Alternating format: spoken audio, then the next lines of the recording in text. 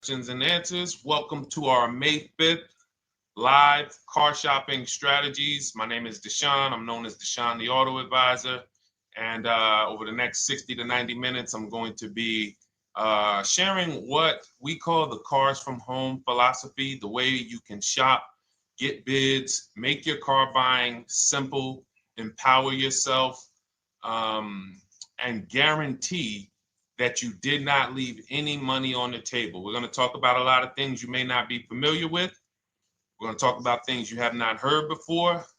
We're going to tear back some mindsets that the car business has programmed in us for their profit. And we're going to tear down those mindsets because they're costing us thousands and they're making the greediest dealers in this country thousands of dollars. And we're going to get rid of that. So this show is sponsored by my new digital book. It's called Cars from Home, 7 Steps to Saving Time, Money, and Avoiding Dealerships. So I wrote that book to give you everything I know, everything I learned at Mercedes-Benz, at General Motors, running my own brokerage, and the hundreds of people, thousands now, that we've helped since 2021 to empower themselves in their car purchases. So part of my welcome offer to you is it's normally $97. You can get it for $24. That's my welcome offer for 30 minutes, anytime during the broadcast.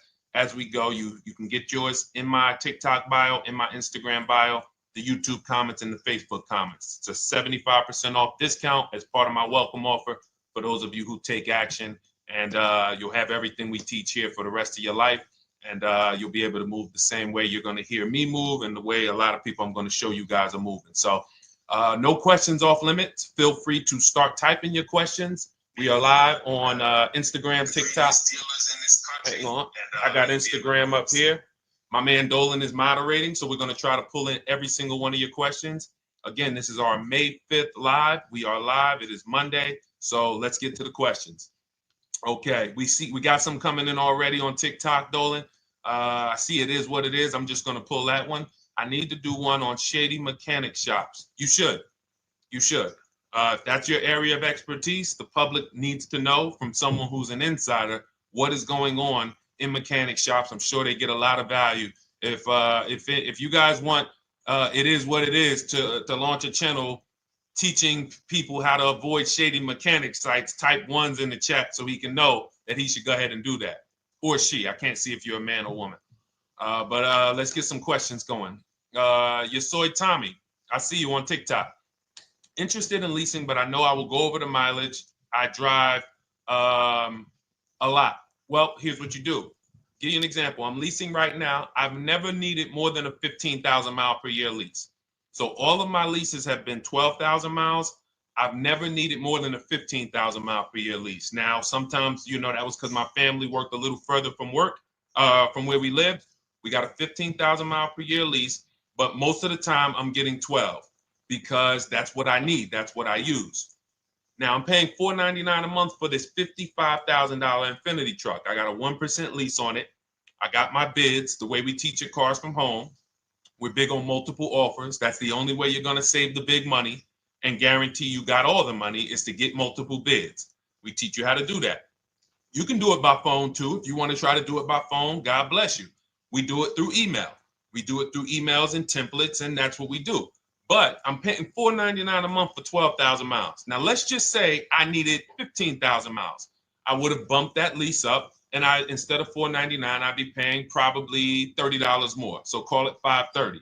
Now, let's say I'm a high mileage driver at 20,000 miles. That instead of $530, I would probably be paying $620. And there I got my 20,000 miles per year. So the key is, and this is what you'll hear, people will blame the leases for not understanding that they choose the mileage. The mileage is not selected for you unless you go into a dealer and say, hey, work me up a lease. And then they're going to choose the mileage, probably give you 10,000 miles per year, and then try to close you on that. But that's not the way we shop. We're going to shop and we're going to adjust our miles based on what we need. So if I needed 20,000 miles per year, I would probably be paying $620 instead of $499. If I needed 25,000 miles per year, I would probably be paying $680.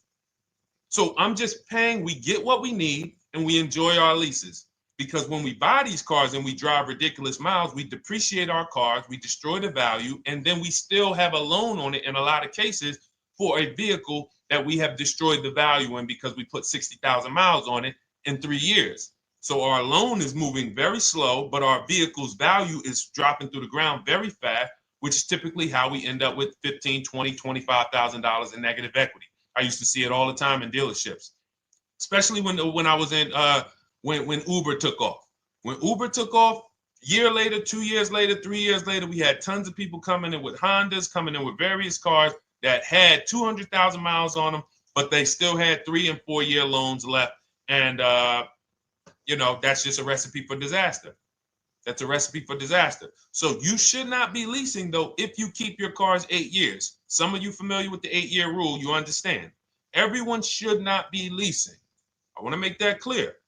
Some people say, Deshone, you believe everyone should be leasing? No, I don't. If you are not keeping your cars 8 years, then you should be shopping for below market leases. Don't forget those 2 words, below market leases. Because if you're paying what everyone else is paying for their leases, it's not going to make sense. Some of these strategies are not going to make sense. You need to be getting below market leases. And the way we do that is to comparison shop, get multiple offers from dealers, have them compete for our business, and then we get these leases that no one else can get. Great question. So what if I go over 20,000 miles? What do you recommend doing? You choose your mileage wisely. In my book, I have a section called Choosing Your Mileage Wisely. The whole key with leasing is to scope out the mileage you're going to use, and that's what you shop for. If you know you're going to do 25,000 miles that year, you would do 25,000 miles on your lease. But you don't shop this way. We always shop with 12. A problem with leasing is once again, you go into the dealership, you say, work me up a lease. They're going to work you up what they want. They're going to say, hey, put 5,000 down. Who's had that happen? You go and you look for a lease and they tell you how much money you need to put down. Type me if you've had that happen.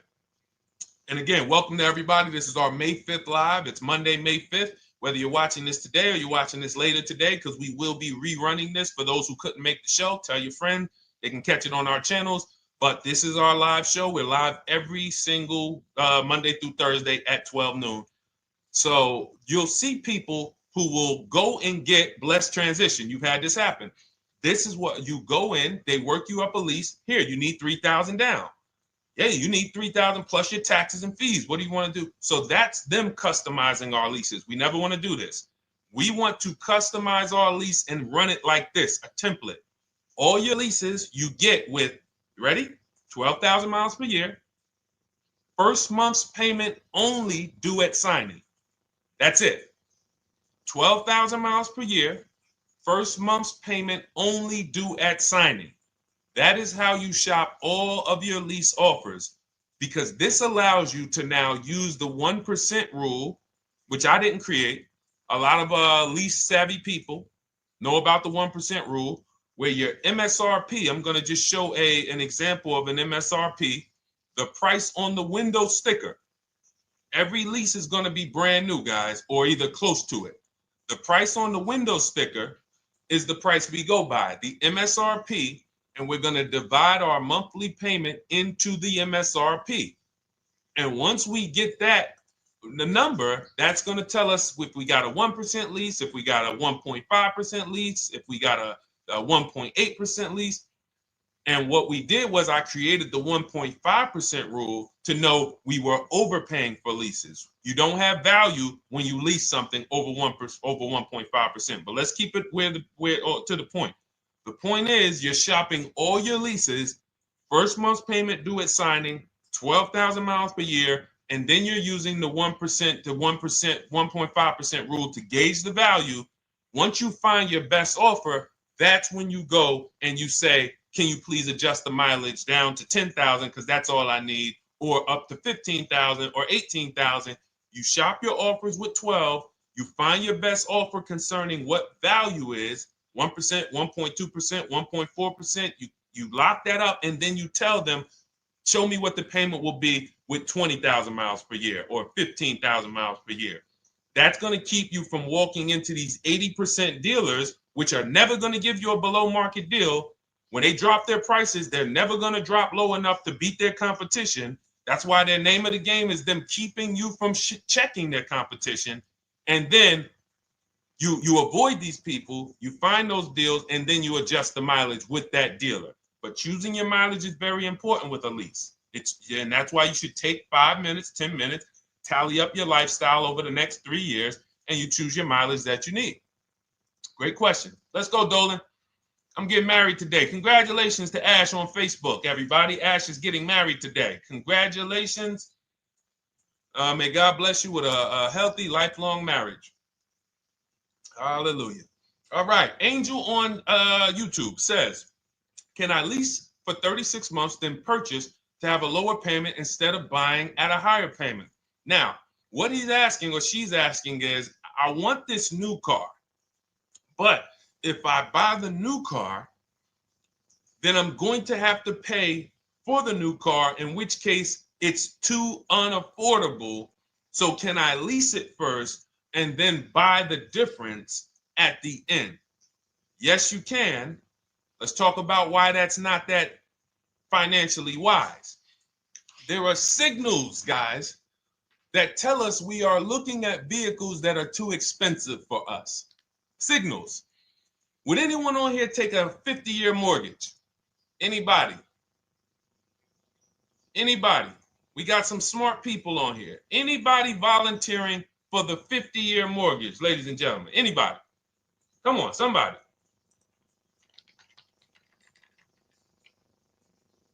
No, why not? Why not? Why is everybody saying no to the 50-year mortgage? Because we know it's ingrained in us that a 50-year mortgage on a house means we can't afford that house, right? Same thing with cars. There's signals. And so when we cannot finance a brand new car and it's affordable, what should we be doing? We should be going to get a pre-owned car. That's what we should be doing. So some of you have the luxury where you could afford both a new version of the car you want, and you can afford a pre-owned version, of course. So you might say, Deshone, I could afford both. I want this car, but I could afford, which one should I get, new or pre-owned? Thank you to the new gifter, Jeffrey Jones. Welcome. The Black King. Thank you so much. Gifter badges. Appreciate everyone who supports this broadcast. Thank you so much. You helped me to keep this information going. So what you're saying is, I could afford both. Which one should I get? In that case, it's a matter of your values. Do you want a brand new car? You want to treat yourself? You only get it every 10 years. So it's like, hey, I only get a new car every 10 years. I'm going to treat myself to a brand new one. Curtis Thomas, thank you for sharing. Or you might say, you know what? I want to go to value play. Even though I could afford a new one, I want to knock 20, 30, 40% off the price, and I want to get me a pre-owned version. So that's the people who could afford both. Some of you, you're like Angel, who like, I want this car, but I can't afford it new. In which case you go pre-owned, because you don't want to lease a car 3 years, even if you get a below market lease deal, great lease payment, turn around and buy the difference, because you're typically going to need a 5 or 6 year loan for the difference. Once you get that 5 or 6 year loan, you add that to your 3 years that you leased the car, and you got 8 to 9 years of payments on the exact same car. 8 to 9 years of payments on the same car. This does not make financial sense to pay that long on a car. This is, you can't reach the reward stage where the car is paid off and you're putting money to the side for maintenance and repairs. You know, you got a paid off car, because the goal with purchasing is to get to that long-term ownership where the car is paid off. I don't owe anything on it. You know, I got a couple $100 I put to the side for maintenance and upkeep, but that's all. That car is paid off. I can keep that thing for 15 years. I can pass it down to my son, my daughter. We got an extra car in the family. That is the value of purchasing. So if you have a payment for 8 years on a car, you don't get to that stage. So that's why before I would ever recommend someone lease and then purchase the balance, I would recommend someone purchase a quality pre-owned car and get it at a below market price.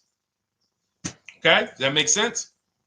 Okay, everything that we're talking about, guys, is in my new digital book. It's called Cars from Home, 7 Steps to Saving Time, Money, and Avoiding Dealerships. Has everything we teach, because the name of the game is learning how to structure your deals. When should I lease? When should I purchase? And then once you have your structure, getting bids on everything to make sure you don't leave any money on the table. When you get bids on everything, you're never going to lose any money on your trade-in, because you didn't just get one offer on your trade-in, you got bids.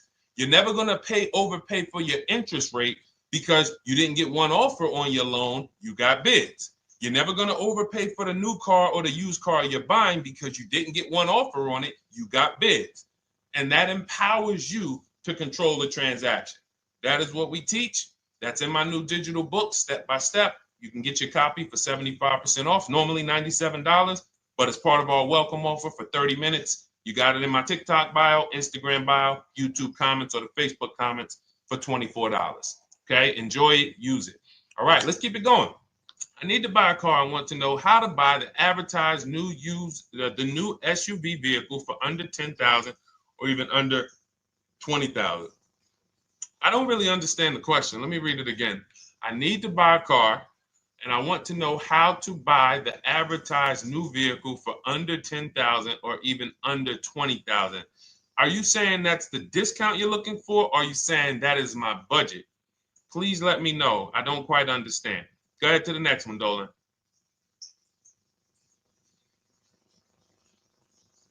All right. If the Carfax report only has service maintenance, is it okay to purchase? Okay, so all right, this is a great question, guys. This is about used cars. Who's going to be shopping for a used car in the next year? Type the letter U. Type the letter U if you're going to be shopping for a used car in the next year. And for those who just joined, this is our Monday, May 5th, live car shopping strategies. So we are live every Monday through Thursday at 12. And for those of you who are watching the rebroadcast later in the day, you can, you'll get your questions answered. Somebody might ask a similar question, or you can join us Monday through Thursday at 12 live.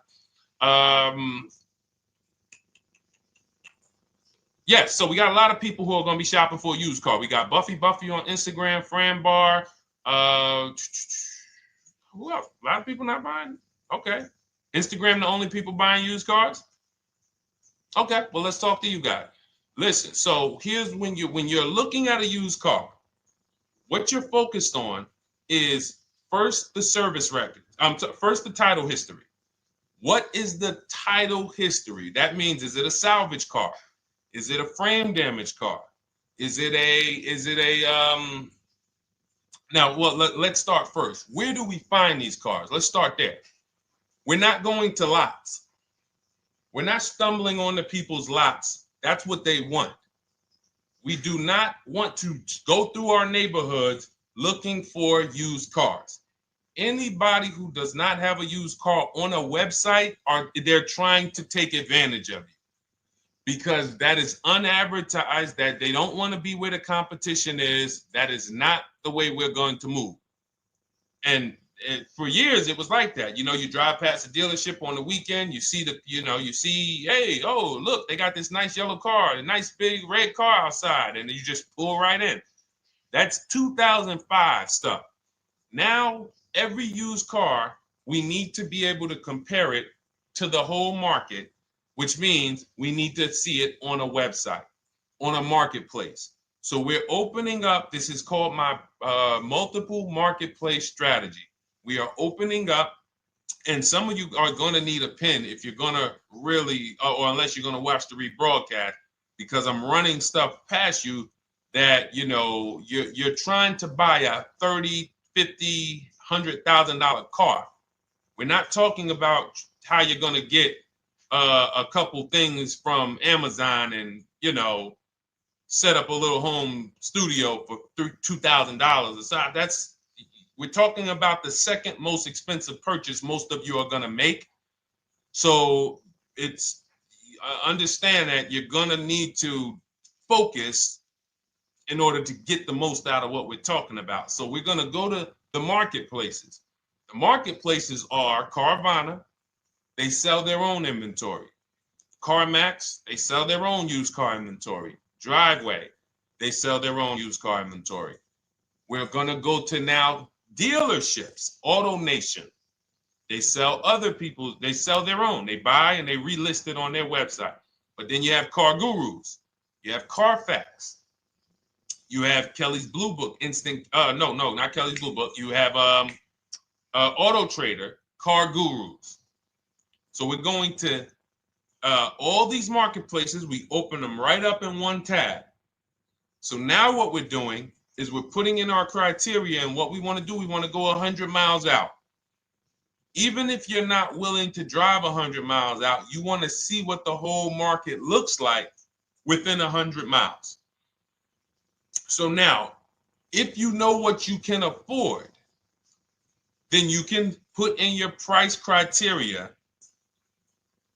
I have a tool that I created. It's called the Perfect Budget Calculator. Some people who have my book, you've used it, where you put in your down payment preferred, you put in your interest rate, you put in any equity from your old car, and it tells you, because what you tend to miss is the fees. That's what you tend to miss. So if you're not using this calculator that we created, you want to add another $2,000 or so, because you got to factor in the fees in that budget. Some of you go out and say, man, I think I could afford $30,000. Then when you find your car, they bump you up to $33,000 because you didn't factor in the taxes and fees. So this calculator does it for you in my book, and everything we use the Perfect Budget Calculator. But if you're not using it, just estimate another, a little higher. Now you put all of that into the marketplaces. Now you're looking for what the inventory is. Now, here's the reason why you must open up all these marketplaces. First reason, they have different cars on them. Carvana and CarMax has different cars than Car Gurus, Cars.com, Auto Trader. There's different cars on them. Another reason we need to open it up is because sometimes you'll see one car here on Car Gurus for $31,000, and then you'll see that on Auto Trader, they marked it down $2,000, it's $29,000. And you're like, wait, why the heck is it lower? This is the same car. Well, it could be because this marketplace got the notification first to lower the price, and maybe this one takes a little longer to see that, oh, maybe that takes 24 hours before their updates take effect. So that's why you want to open up all these marketplaces. Now you're narrowing this down first based on your color choices, what options you want, your models, and now we're starting to narrow this thing down. So we're narrowing it down. Now we start to look at the history of these cars. This is the best way to start narrowing down your used car search. Let's now dive into the history. I need the Carfax. Now, some of these websites will give you a free Carfax. Some of them will try to make you buy a Carfax. Now, I'm going to give you one of the secret strategies that we've been using for years in my book, and I'll tell you it right now. It is how we get free Carfaxes, because when we get to most vehicles, you guys, for those of you who are just meeting me, I worked in Mercedes-Benz for 5 years and General Motors for 5 years, and I ran my own brokerage. I started it in 2016, and I ran that while I worked at the car dealership. So I have a lot of experience and have seen a lot, and that's why I'm able to teach these things. I also love numbers. But one of the things that I know is almost every dealership has a contract with Carfax. So every dealership, we pay Carfax already.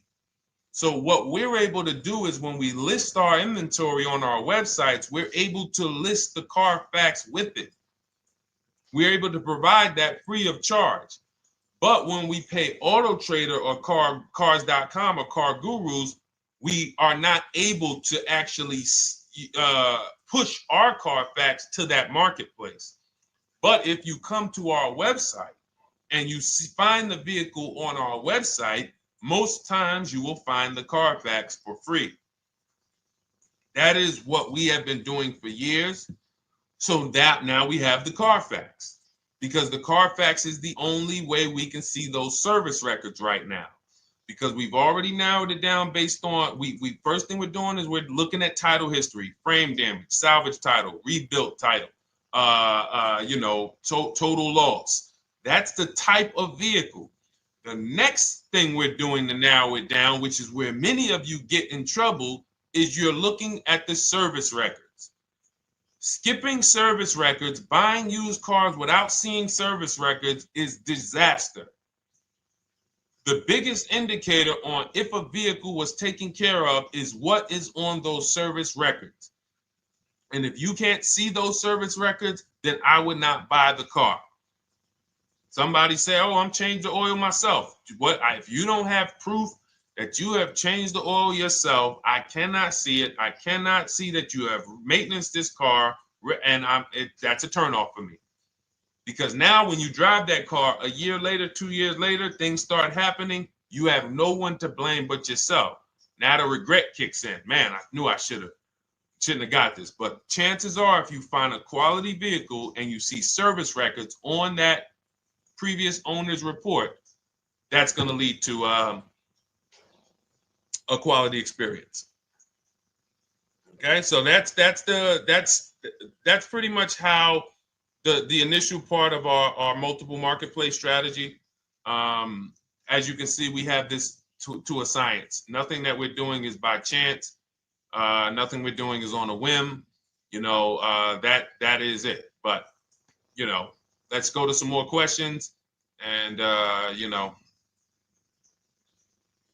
I think the biggest thing I want everyone to understand so far is that we don't wing anything in this process. There's nothing, everything that I'm teaching you is going to be out of our systems. Now, some of you have different learning styles. So let's address this. Again, welcome to our May 5th, Monday, May 5th live. We're live Monday through Thursdays at 12 noon.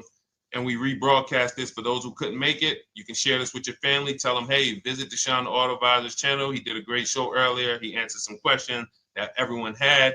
You can watch the broadcast all through the rest of the day.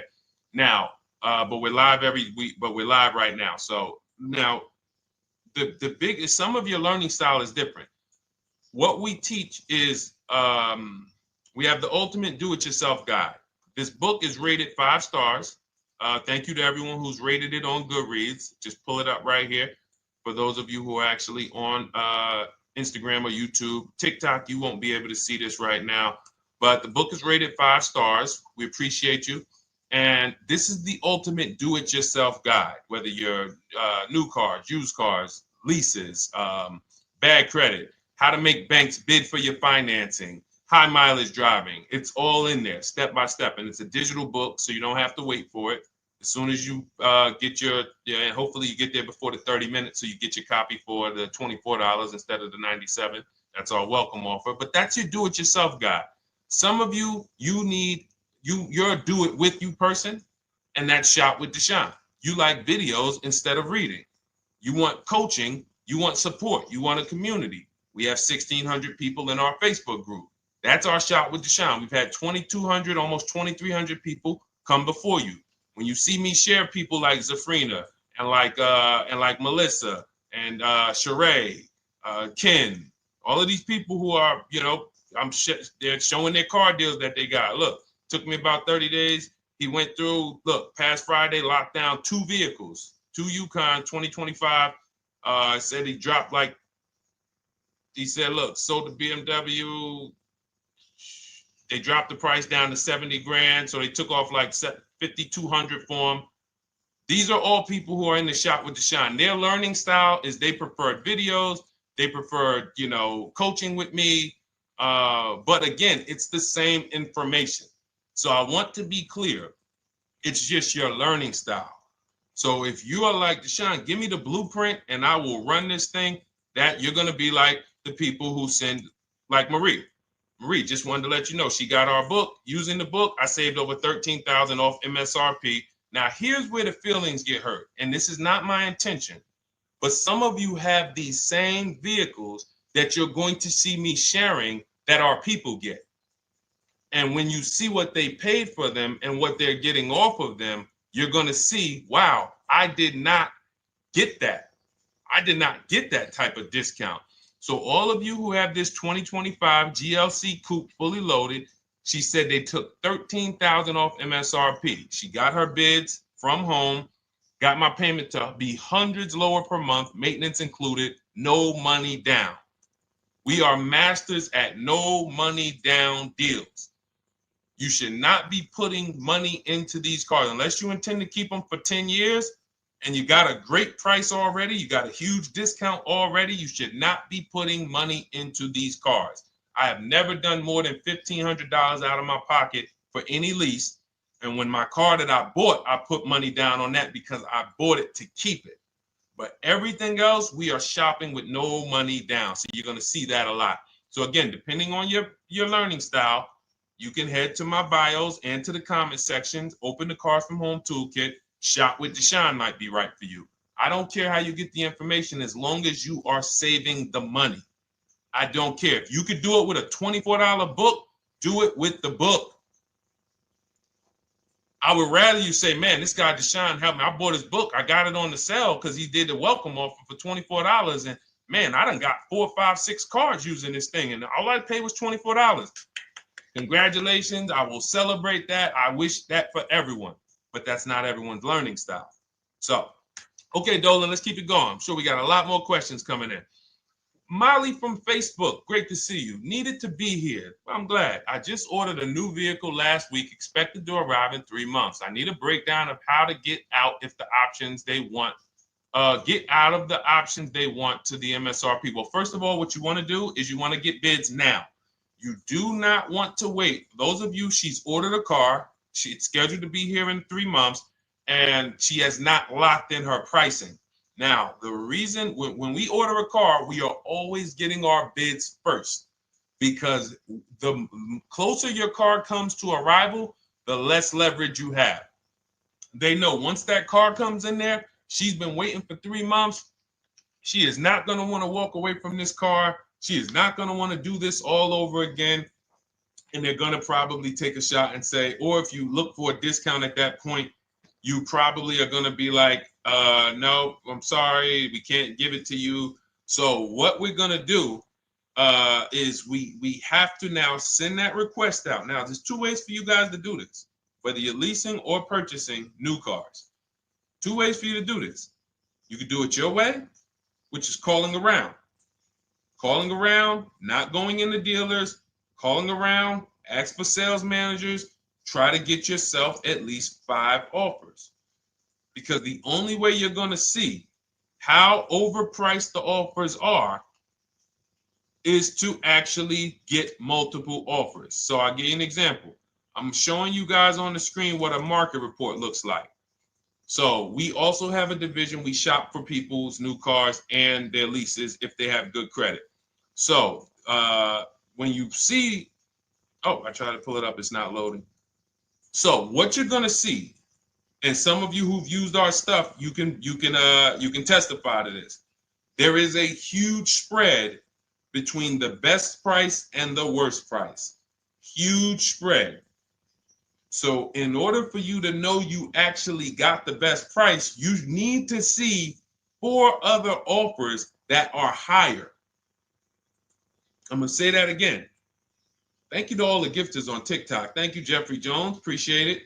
You need to see other offers that are higher. So let's go back to my car. This dealer who won the bid for my Infinity truck saved me over $8,000. Now, he said to me when I was making the deal with him, he said he knew that I was not going to find a better offer because he had used a special coupon he had to apply towards the deal. He needed the deal that month, and that's why he won the bid. So he's able to take off $8,000. If I was purchasing, I would have got $8,000 off the price. But I leased it, so my lease payment was $499 a month with $1,270 down total. And $1,270, $499 of that was my first payment. So every other offer that I got, $560, $605, $640, $700, $750. That's how you know you did it right. If you don't have a bunch of the 80%, we call them. This is the 80%. Some of you've heard me say we don't negotiate with dealers with fake fees. It's a losing battle because even when they take off all the fees, they're still super high. I'm going back and forth by email. So if you're using what we teach, you're taking minutes out of your day. You're going back and forth with email. We close deals in 60 to 90 minutes. I'm not inviting anyone to car college. 60 to 90 minutes of emails back and forth. Next thing you know, we're closing a deal. But you're going to see, even after back and forth and telling the dealers through email, you can do it by phone. Hey, I'm shopping other dealers. Please make me your best offer. I have all the templates written. So when you're using our stuff, you don't even have to wonder what you're going to say. You just copy and paste our template. But even after that, you're going to see, wait, these people are still giving me super high prices, even though I told them I'm shopping, even though I told them I'm serious, I could buy the car right now, even though I gave them every single thing I need to give them to get an offer, they're still $150 a month higher than my best offer. That's going to prove to you that they are the 80%. They are not coming down. When they say this is our best deal to their customers walking inside, they're not lying. It is their best deal. It is not the best deal. It is their best deal. Their competition's best deal will blow their best deal away. And the only way you do that is by getting bids. So that's what you need to do, Molly. Take exactly what you're looking for. If you want to call around, call some sales managers and say, hey, listen, this is what I'm looking for. I put in an order, but I'm not dead set on the price yet. Haven't really gotten, I want someone to lock in a price for me. And hopefully you're purchasing, because if you're leasing, it's tough, because once that lease comes in, you do not know what the lease program is going to be. So if the lease program is bad, then you could find yourself jammed up. Now, here's what we try to do to prevent that. It's not always possible. Here's what we try to do. Once you have found the best dealer who's won the bid, now what you're going to do is say, based on this price that you're selling me the car for, can you give me a lease estimate now? So let's say I'm ordering this Infiniti. I shop around, I find a dealer who says, all right, Deshone, I'll place the order. I'll take $6,000 off list price for you if you do the business with me. Perfect. Can you give me a lease quote based on that now? I know this is not the vehicle. My vehicle's coming, but can I get some type of an estimate of what it would be?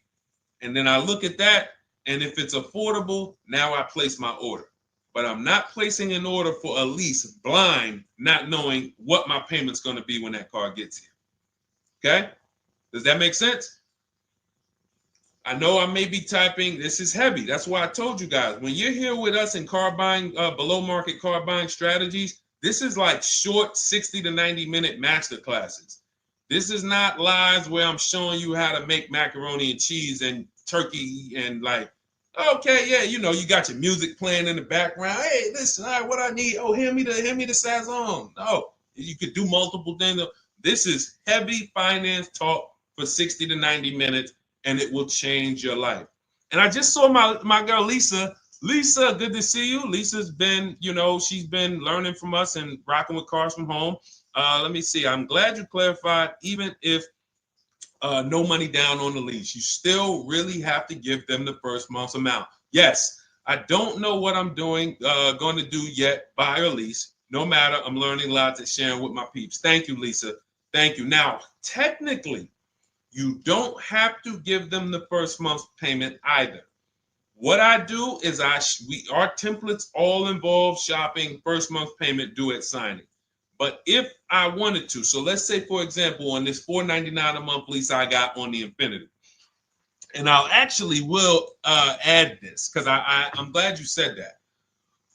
The lease that's your first month's payment, so it's not considered money down. It's considered your first month's payment because you're leasing, you're paying 36 months or 39 months. We don't do 4-year leases. We don't even do 3.5-year leases in most cases. We're not doing it. It's 36 months, 39 months, and if they have a really, really good program for 2 years, they will tell us about it. But we shop for 36 months. But you can tell that if I wanted to tell them, you know what, I want to do a straight sign and drive, I don't even want to give you the $499 for the first payment, which means you're asking them to pay the first payment, then it would have just been $500 going back into the cap cost, which would raise the payment probably with interest and taxes, maybe 15, 17 bucks, something like that. So if I truly wanted to bring nothing to the table, I can just have them to, cap the first month's payment. You can do that. You can do that. So you can ask any questions. I know you're in our Facebook group, and so you let us know. But the 8-year rule is your basis for leasing versus buying. The 8-year rule, when you guys open up my book, you'll hear me talk about this. I'm going to make a whole lot more videos about the 8-year rule because it is the parameters for how to know whether to lease or buy. It takes into account how drastic cars depreciate. They lose value like crazy. All the losses are in the first 5 to 7 years, and you don't win until you've kept the car at least 8 years, compared to someone who's getting a below market lease. So let's take an example. You look at somebody like, look, Brian. Brian got my book. Just finalized my first ever lease using your system. 2025 HRV Sport all-wheel drive, $30,000, $505 MSRP. So this is a $31,000 vehicle almost, and he got it for $395 a month, which is a 1.2% lease, no money down.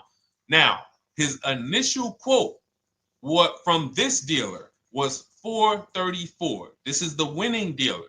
But in my book and in our systems, we have a counter offer calculator where we put all the offers we get into the calculator, and then it calculates the best offer and it tells us what to counter. So his initial quote was $434. He countered with the calculator and ended up closing his deal at $395.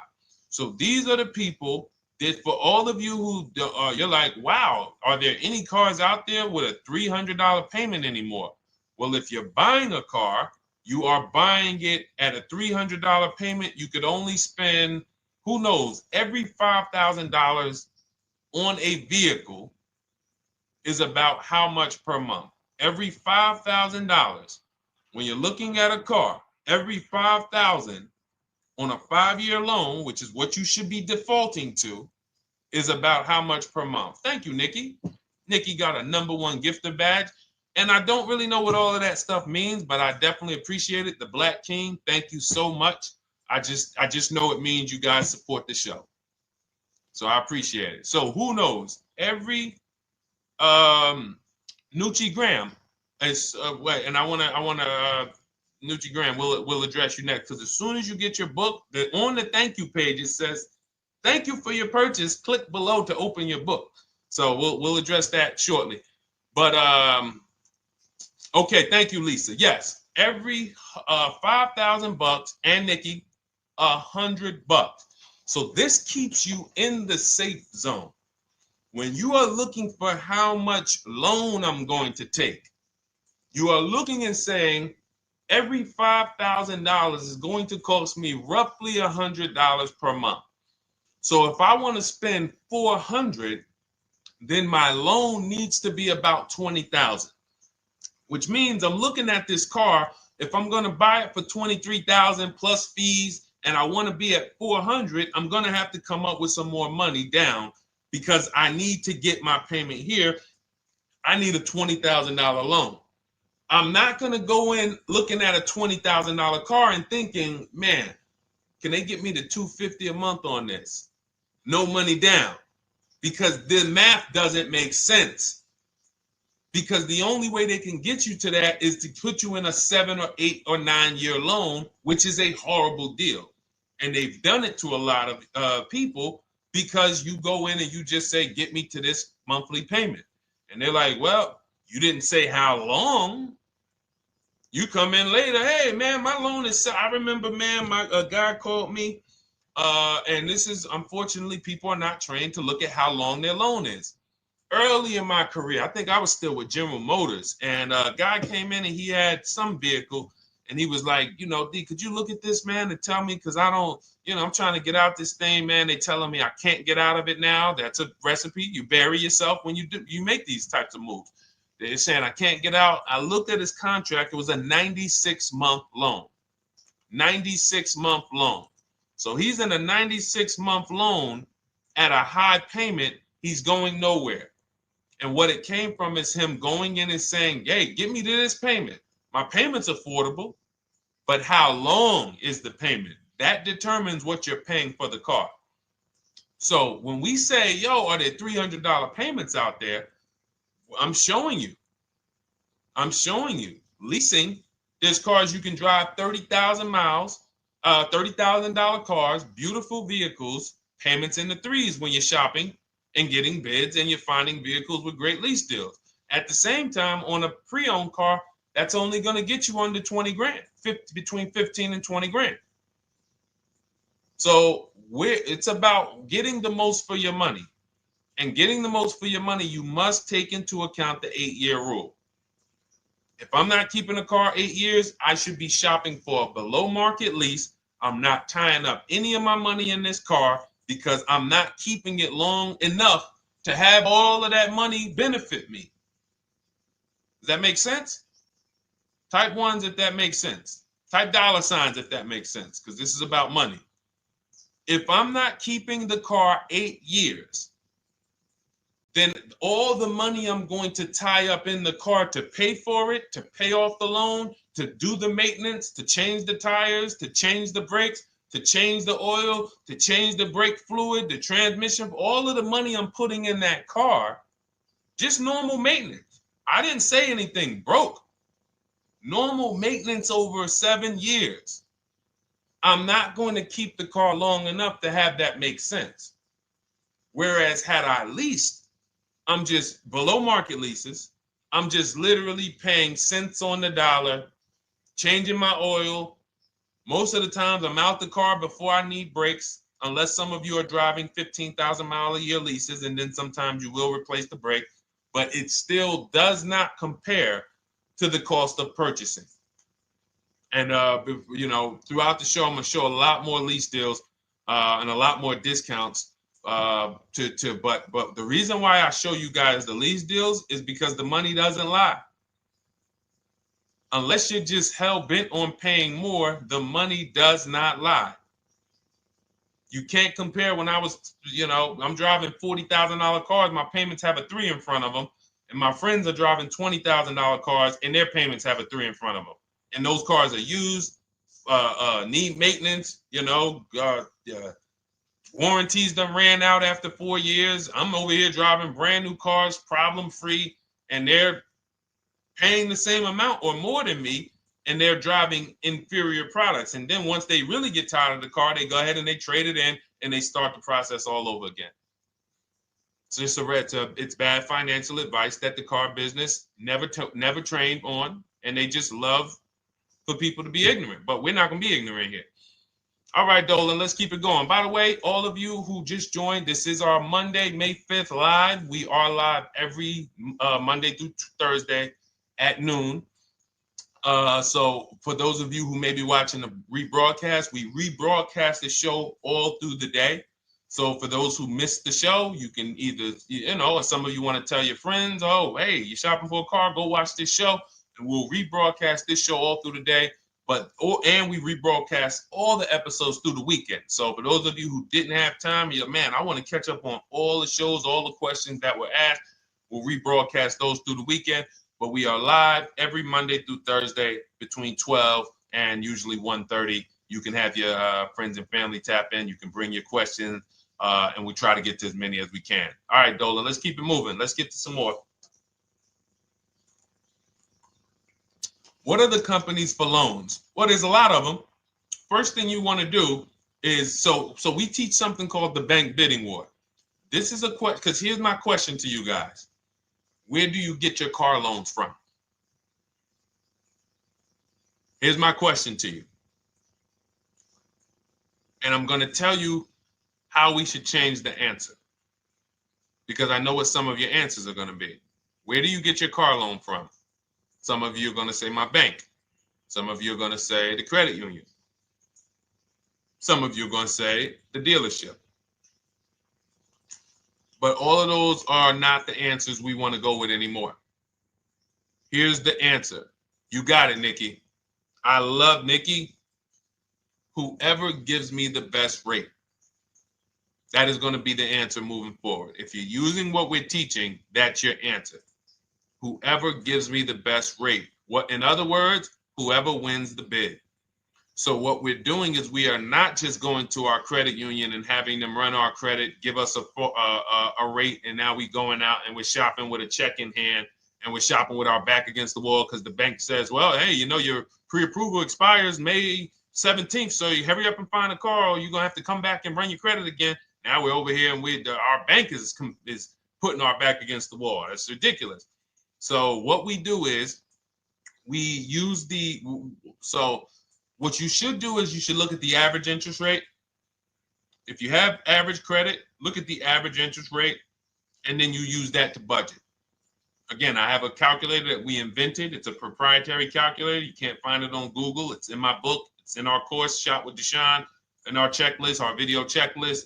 This is stuff that, again, we don't, if you notice stuff that I teach, it's not anywhere. Deshone, why can't I find an 8-year rule on YouTube? It's because it's Cars from Home. We created it. I can't find the 1.5% rule. No one else teaches that because it's our intellectual property. We created it. I don't mind people saying it, but they need to understand we didn't find this stuff. We created the stuff. So calculators, we invented them. So this calculator you take this interest rate, but even if you want to use a standard payment estimator calculator, you can take just what I said. Remember, add a little bit more for the fees, because that's what you're not taking into account. The fees, the taxes, and that's where we get in trouble. My calculator, our perfect budget calculator, does that for you. So now you want to look at the average interest rate. Type in average rates for cars. Use that for your budget, just so you can know about how much car I can go and get. So between what I told you about the $5,000 being $100 a month, and that last part about, adding a little bit more and using the average interest rate, you should have a good gauge on a range of car to go and shop for. Now, once you now shop your market, whether you're shopping new or whether you're shopping pre-owned, once you find no one's touched your credit till now. No one has touched your credit with a hard pull, especially not. We do not, in order for this to work, like what Nikki is saying, where you're only giving your business to the bank or credit union that gives you the lowest APR. In order for this to work and for you to be able to shop freely, no pressure, you need to make sure you don't let anyone run your credit with a hard pull before you find your best deal on a car. Soft credit pulls, estimates of budgeting, the way I just said. Now, you go out, you find your car, whether it takes you a week or a month or 3 months. Bang, I found my car now. You lock the car up, put it under contract, you leave your deposit. You never, ever. How soon when you get a car does the dealership want you to take it? I like asking questions like this because we can prove how predictable most of the car business is. How soon after you purchase a car does the dealership want you to take it? Thank you, Janae. Immediately. Now, the reason for that is, there's various reasons. There's various reasons. Right then and there, Molly, yes. But what I want you guys to focus on is what you lose by taking it right then and there. You lose the ability to shop the interest rates. And shopping the interest rates is very important because you'll always wonder, could I have gotten a better rate? So what you do is you lock the car up, you let them know, hey, I'm going to go home, just give me my, let me get my paperwork so I know exactly how much I need to tell my bank. And here's the key, if you guys can beat what my bank or credit union gets says, then I'll give you the loan. See, some people think that I teach don't let the dealerships compete. I never teach that. What I teach is don't let the dealerships be your first offer ever. They are always your last offer, and they're competing against other offers that you got. So now you're going home, your car is waiting, you're going to see what your bank, your credit union can do, and then you go online. You can go right online. Auto loans online, auto financing online. Let all of these banks and credit unions access your credit now with the hard pull, because there is an article that Experian did, and you can find it on almost any credit bureau, wrote an article on rate shopping. They allow you to have multiple lenders compete for your business within a small period of time. They say the window is 14 to 45 days. So if the window is 14 to 45 days, how quick do y'all think I want you to do it? If the window says, because that's a big window, as long as you shop within that window, at the end, those multiple inquiries will have the same weight on your score as one inquiry, because it looks as if you were shopping and you were doing your due diligence. Thank you, Greg, Sheila, with these gifter badges. I don't know. It's like a nice. I appreciate it, Glendale. Thank you. So with these, when these banks are competing, what you're trying to do is say, everyone here on my end, we call this the bank bidding war. This is round two. Round two is you are bringing your car home. You are at home. You're going online. You're calling your bank. You're calling your credit union. If you have one, you're going online. This will take you literally one day, not even. This maybe take you an hour. Because if they say that the window to shop is between 14 and 45 days, I want you to do it in 24 hours. We want all the competition in 24 hours.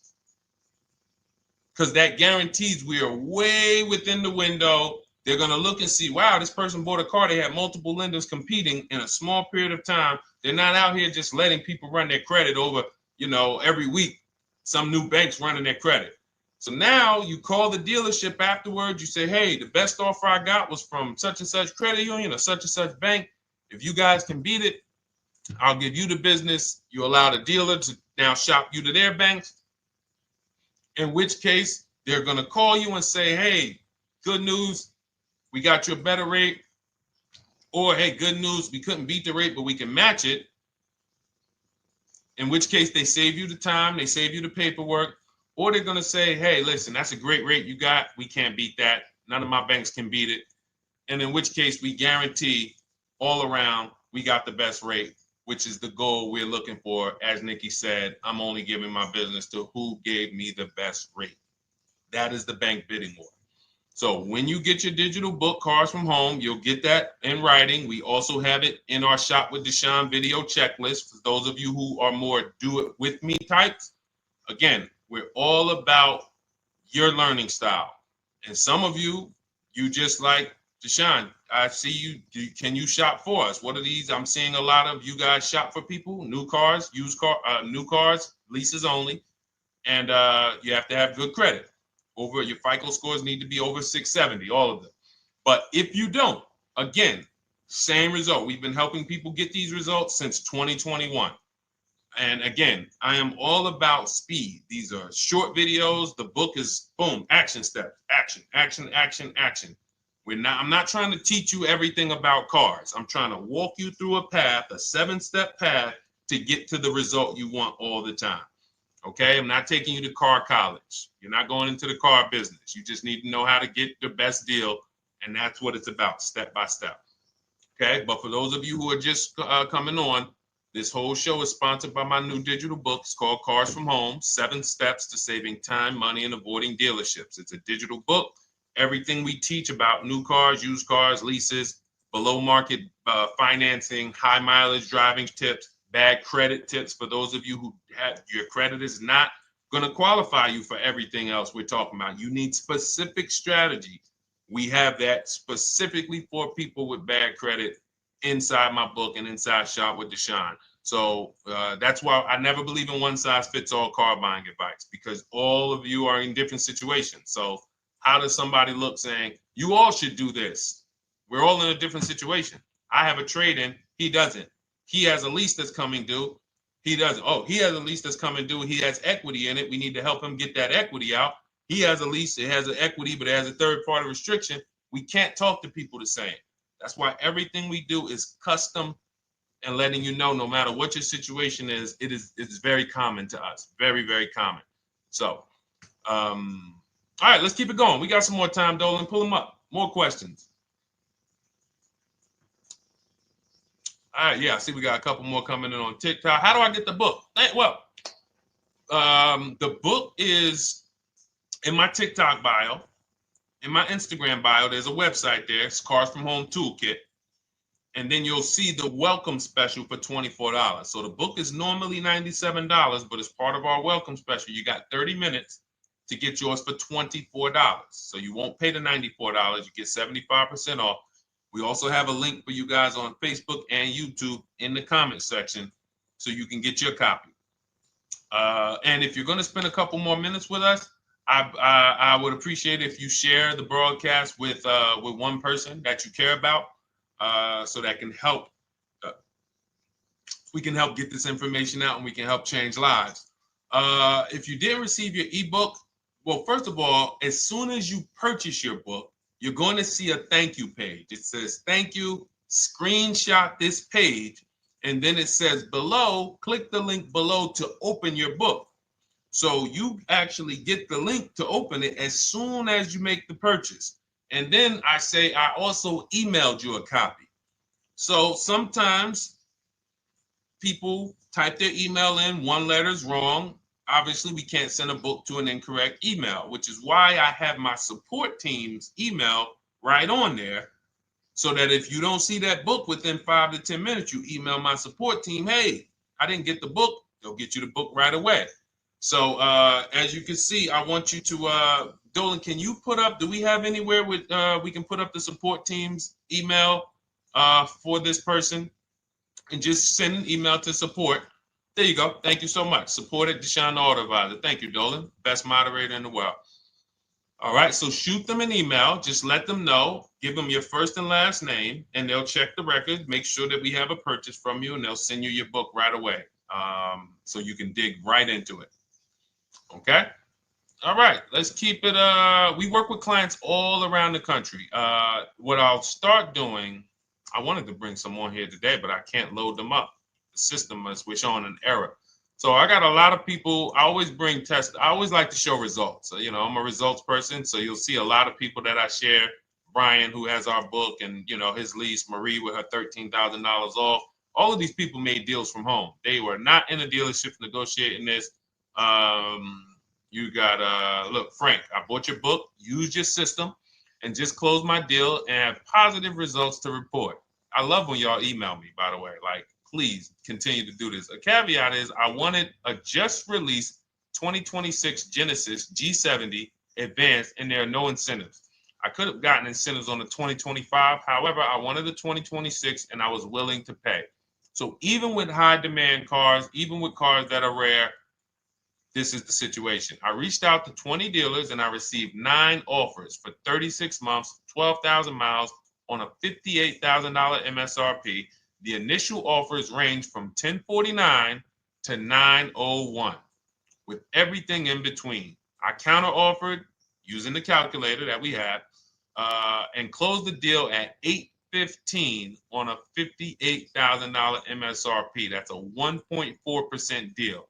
Now, mind you, that on a vehicle on a 2026 with no incentives, which means every bit of that was the dealer taking off money for him. He probably had to get at least $5-6 grand off to have that deal come in the 8s, when other dealers were quoting him 9 up to 10 and, you know, mid $1,000 range.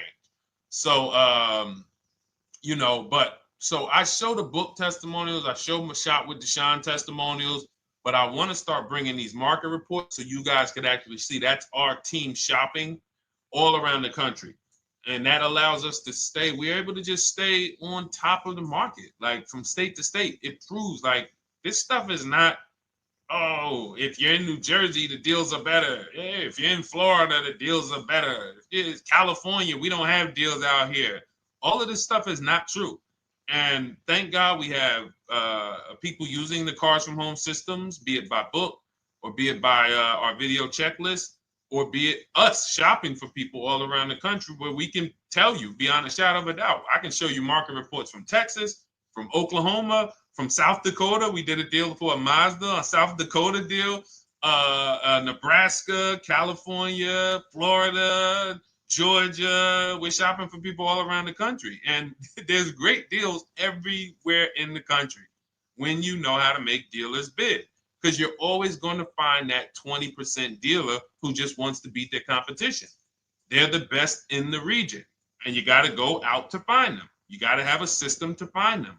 Because most of the dealers are not them. Most of the dealers are the 80%. That's just the way it works. It's a numbers game. And the 80% are very expensive. And when you walk into the 80%, they'll go down. You're like, oh, man, all right, can you take off? Can you get me down like, yeah, man, you're like $150 a month higher than where I could be, my max.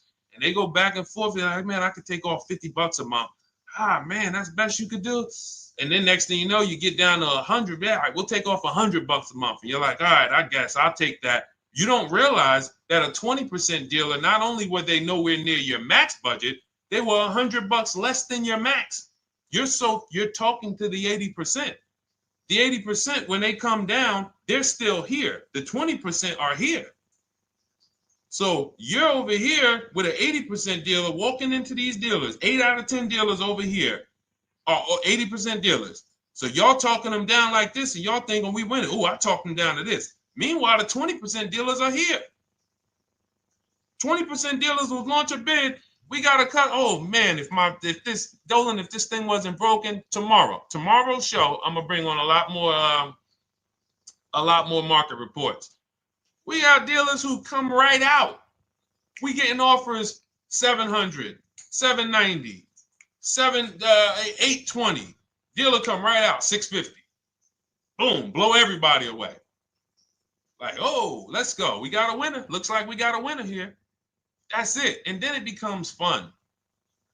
As you can see, this is fun for us. When you change the way we shop, you shop and you start to you're going to be the prize.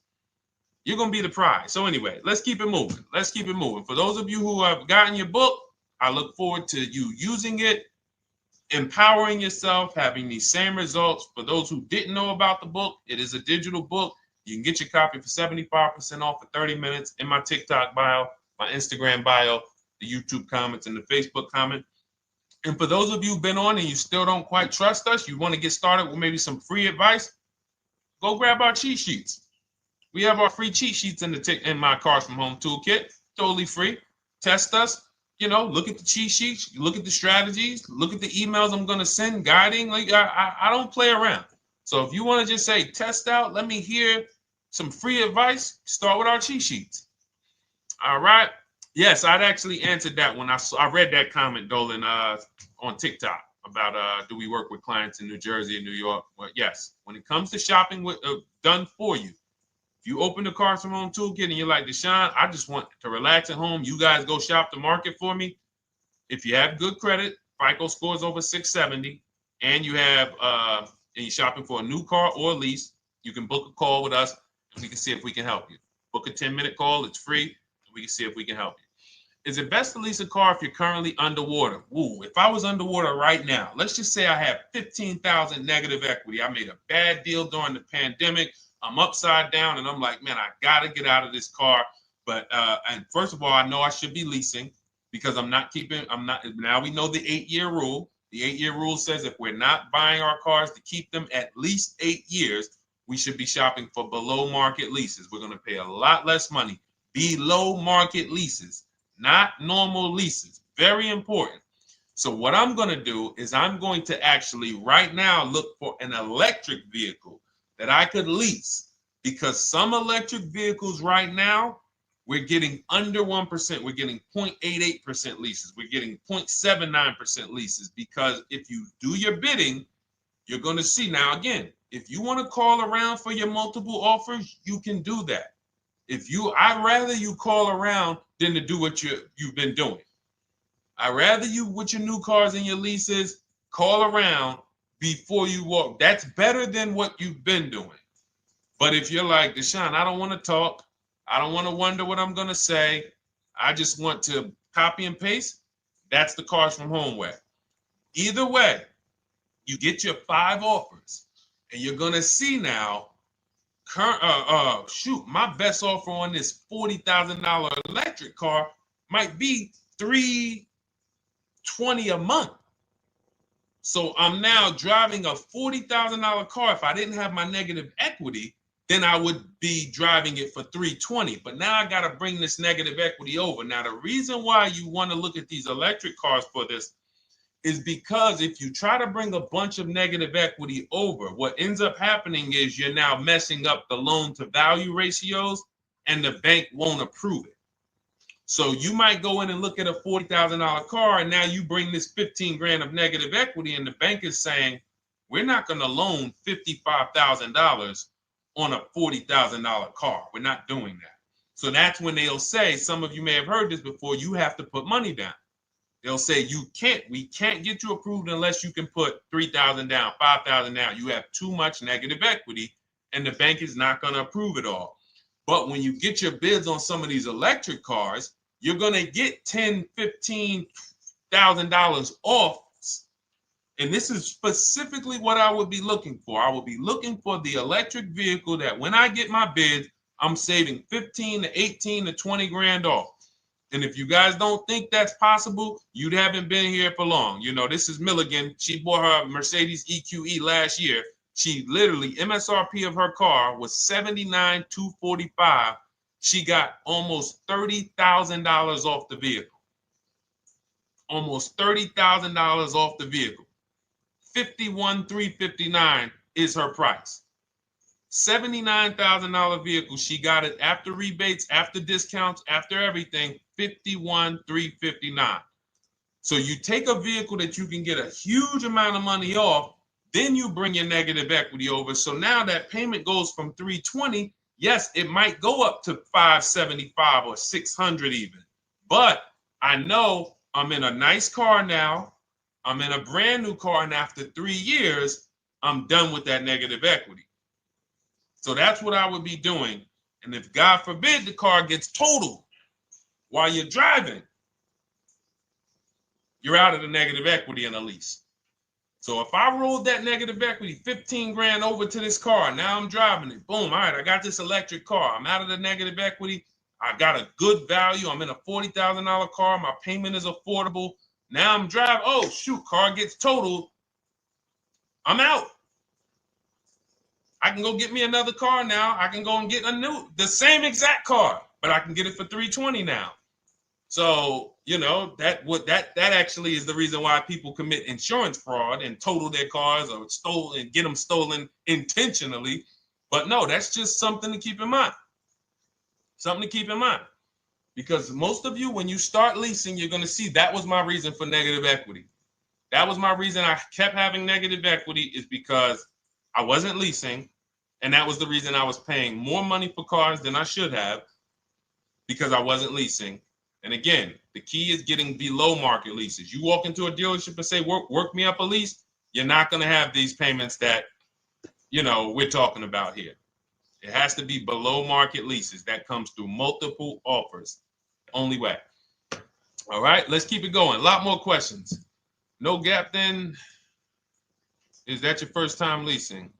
Well, no, we'll get to that. I see it's a little conversation happening on TikTok over here. By the way, everyone, this is our Monday, May 5th live. We're live Monday through Thursday. Tell your friends, please. I would love for those of you who are going to keep joining us to see some friends tomorrow, family members tomorrow, co-workers. When you are at work, when you're talking to people, if they say they're car shopping, I would love for you to invite them to our live shows Monday through Thursday at 12. And if they couldn't make the show, we will rebroadcast each episode for the rest of the day. So after today, after we end the show, if you guys want to refresh on some things or you want to whatever, you want to send people, we will rebroadcast this episode for the rest of the day. And then on the weekends, we put together a weekly compilation. We broadcast them all just for the people who couldn't make the live shows. But every Monday through Thursday, we are here. And yes, happy Cinco de Mayo to you too, Nikki, and to everyone who celebrates. All right, what do you think about waiting till December month, mid-month to buy a vehicle? I do not. Dealers need cars to sell before that. It's a myth. All right, we're going to dispel a myth, okay? When have we been taught that the best time to buy a car is? Thank you to everyone running up the likes on TikTok. We're at 3,400 likes. Every time you hear something you like, you double tap the screen. That makes a big difference. It sends a message to TikTok that we're doing something good over here. Okay, end of the month. Yes, sweet now. End of the month. So we're gonna peel, like I told you guys when we started the broadcast, right? We are gonna, yes, Molly, last day of the month, right? So this is what we have been taught. Last day of the month, come on in. That's where your deals are, right? Let's look at this logically. As a former car salesperson, the times where where I saw the dealer or myself being the most desperate was the times where we did not have a lot of customers. Sometimes you look up, it's the 10th of the month. They call us into a sales meeting. They say, hey, guys, we got to sell 200 new cars this month. We are only at 40. We are way behind. We are tracking way behind. Call anyone you know who's a real customer. We are entertaining every reasonable offer. Now, you've been taught there's a group of people that we know are coming at the end of the month. There's a group of people that we know that last weekend they're going to rush. But there's no desperation there from us because we know they're coming. So we look and say, I'm much more desperate at various times throughout the month than I will be at the end of the month. Because think about it. Every time you go into the dealership at the end of the month, is it dead or busy? You go into the dealership most of the time at the end of the month, is it dead or busy?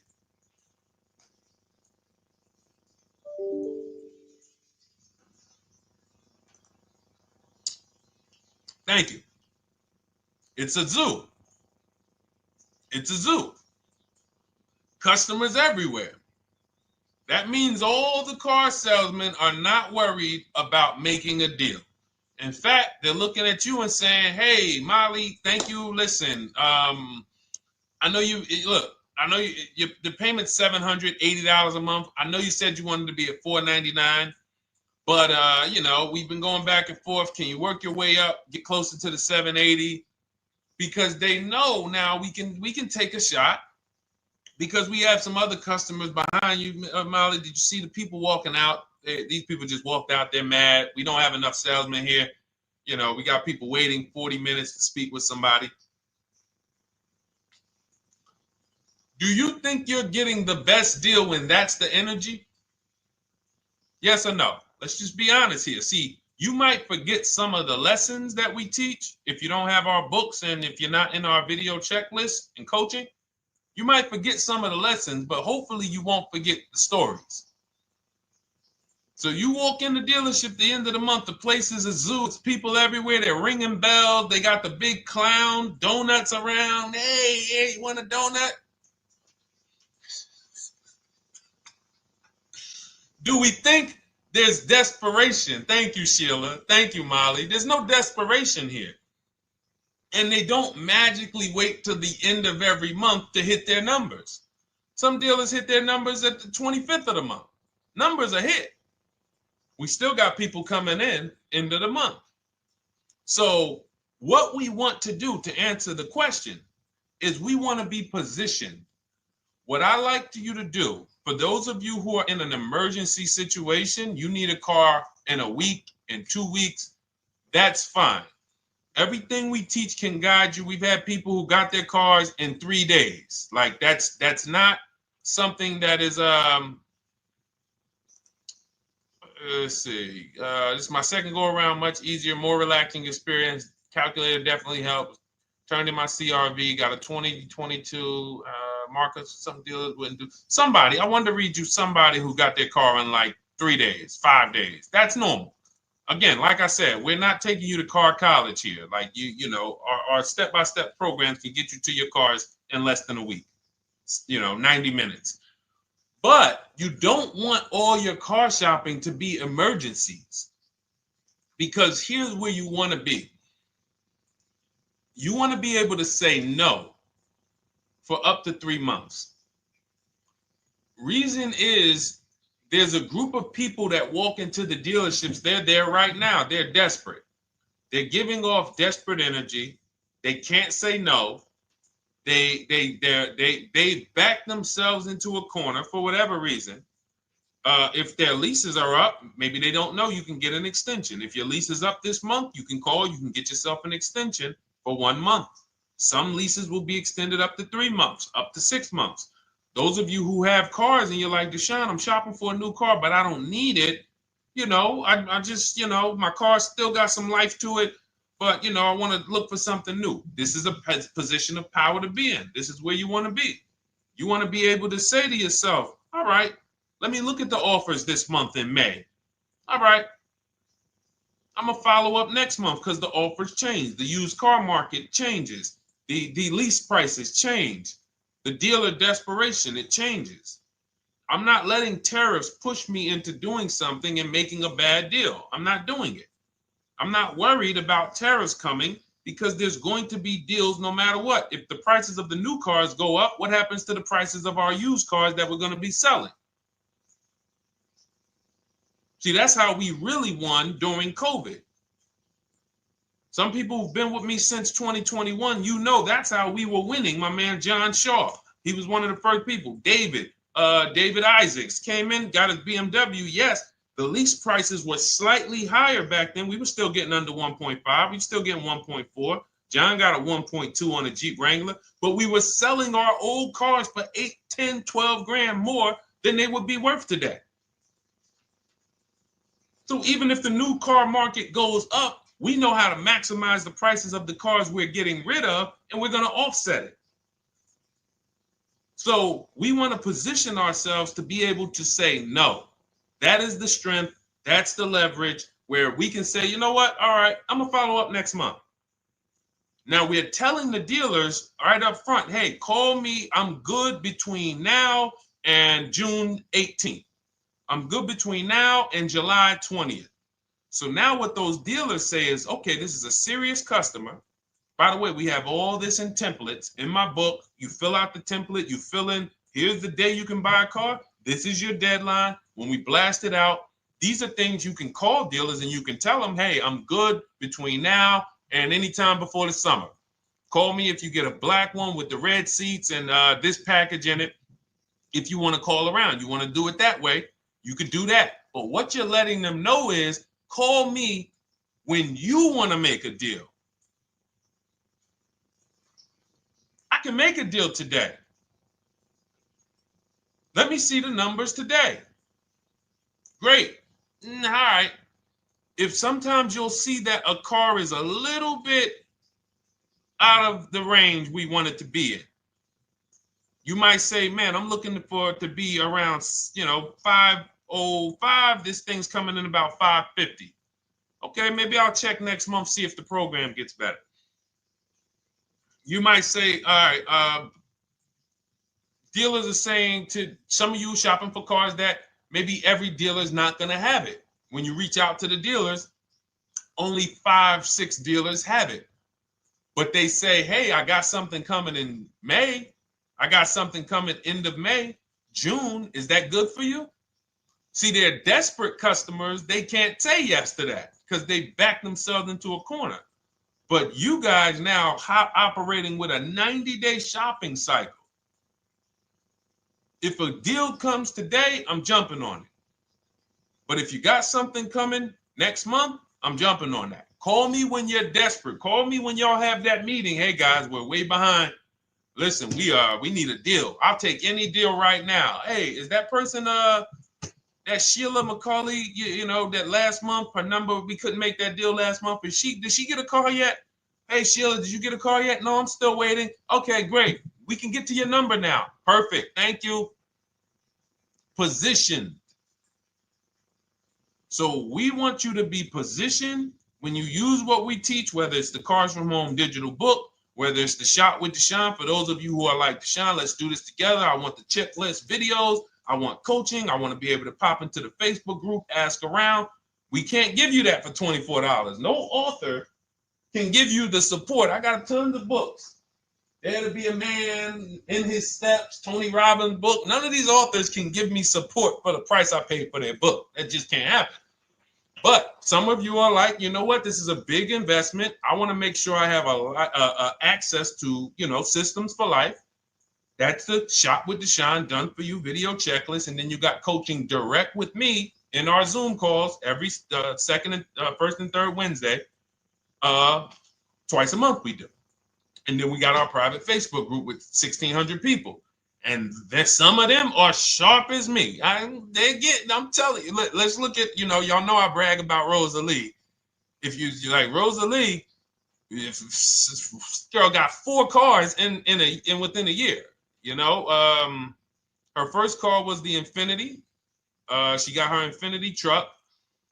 And I was sharing her a lot last year when she got her Infinity QX60, but she recently shared that she got 3 vehicles. And hold on, where is she at? I just had her up. So this is the people that's in the group.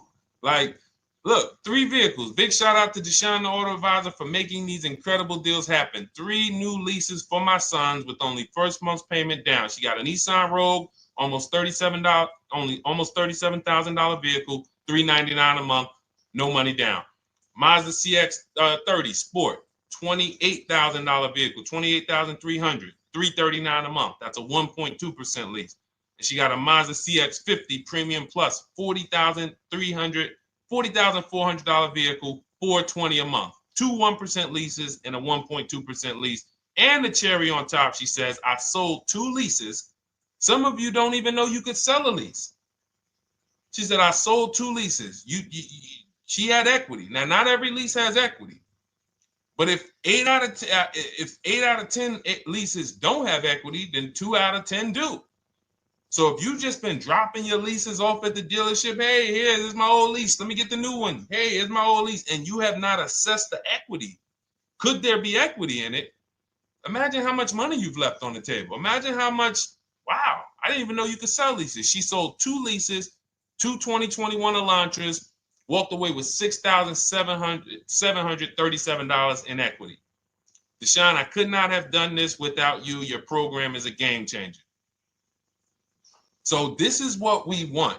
We want empowered car shoppers. We want people who are not intimidated. I don't care what this market does, whether I need a new car, used car, whether I got bad credit, whether I'm a high mileage driver, it does not matter.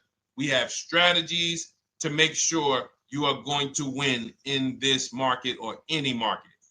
Does not matter. Okay? So, for those of you who don't know, the whole show was sponsored by my new digital book. It's called Cars from Home, 7 Steps to Saving Time, Money, and Avoiding Dealerships. It's 5-star rated. Thank you to everyone who's rated it, reviewed it. It has everything we teach in a step-by-step format. It's normally $97, but as part of our welcome offer, you can get yours for $24 in my TikTok bio, in my Instagram bio. Click that website. It's the carsfromhometoolkit.com.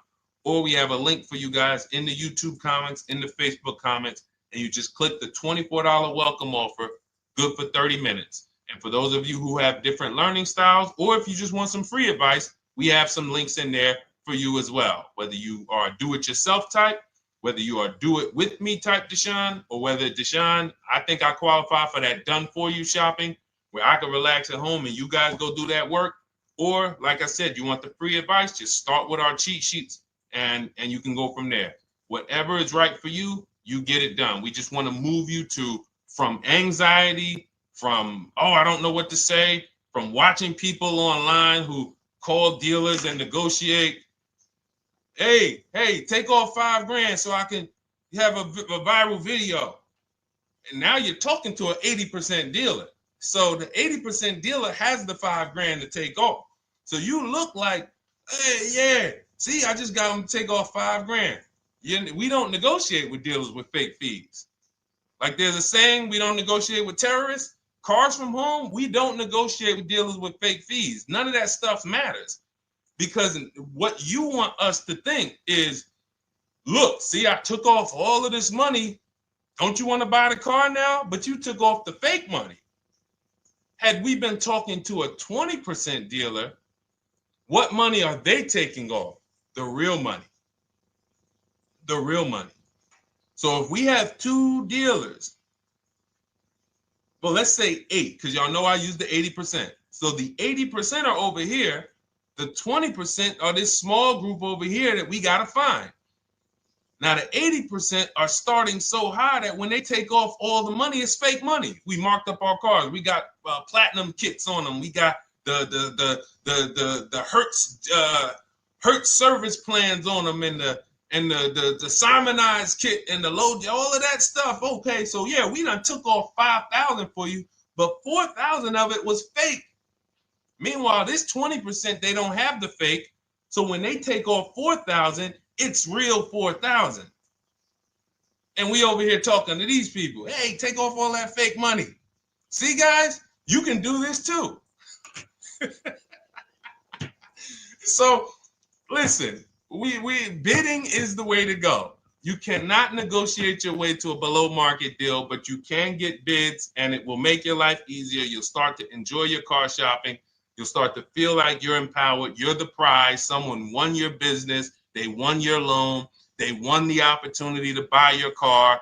You are the prize. So that's what it's about. So we are here Monday through Thursday, 12 noon. Make sure you meet us live or tell your friends and family who are shopping, hey, hop on this show. We're live on TikTok, Instagram, Facebook, and YouTube. But we will broadcast the show for the rest of the day. So those who want to catch up on some things that you may have missed, or if you just jumped on and you're like, whoa, man, I missed a lot. We'll rebroadcast this show for the rest of the day. But tomorrow we'll be back, which will be Tuesday, May 6th.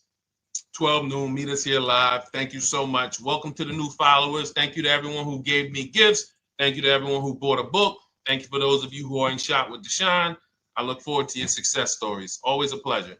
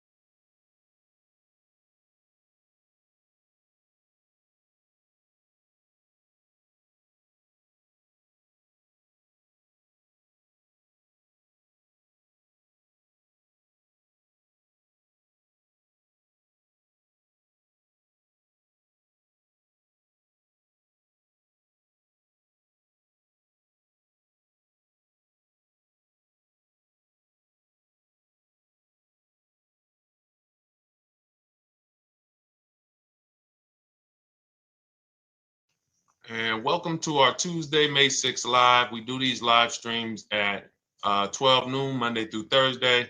I am your host, Deshone the Auto Advisor. And for those of you who've never met me, I have devoted the last 4 years to teaching people how to get the best deals on cars and to learn all the mistakes that the industry, the car industry, would love for you to continue making, because they make a lot of money when you make mistakes. And so what we do here is we really just do questions and answers. I will teach on various topics that I feel are widely misunderstood, like the subject of leasing. And some of you who are new here, if you've never been here before, could you type a 1 in the chat if this is your first time on a stream? We do these streams about 60 to 90 minutes. And if you're going to get the most out of them, we just ask that you lock in, that you focus, because we will be talking about $1,000 mistakes. Nothing here that we'll be talking about over the next 60 to 90 minutes is hundreds of dollars. You know, I'm not looking to, have you spend some time with me on a Tuesday to talk about how to save hundreds of dollars. No offense, I'm sure that's important to some people, but we are here to talk about things that are affecting your bank account by the thousands every year. And so if you got some time, I would love for you to hit the like button, like wherever you are, and let's just tap in. You can start to type your questions. This whole stream is sponsored by my new digital book. It's called Cars from Home, 7 Steps to Saving Time, Money, and Avoiding Dealerships. It's a digital book. It's 5-star rated. Thank you to everyone who's rated the book and reviewed it. And it's normally $97, but for the next 30 minutes while you're watching, you can grab your copy for 75% off. That's our welcome offer. We always like to reward people for taking action. So you can get your copy for $24 instead of $97. And you can just head to my TikTok bio. You won't leave the show, my Instagram bio, the Facebook comments, or the YouTube comments, and use that link to get your welcome offer, and you'll have everything we teach. So as we go through this for the next 60 to 90 minutes, if you're like, whoa, Deshone, this is a lot. Wow, this is a lot.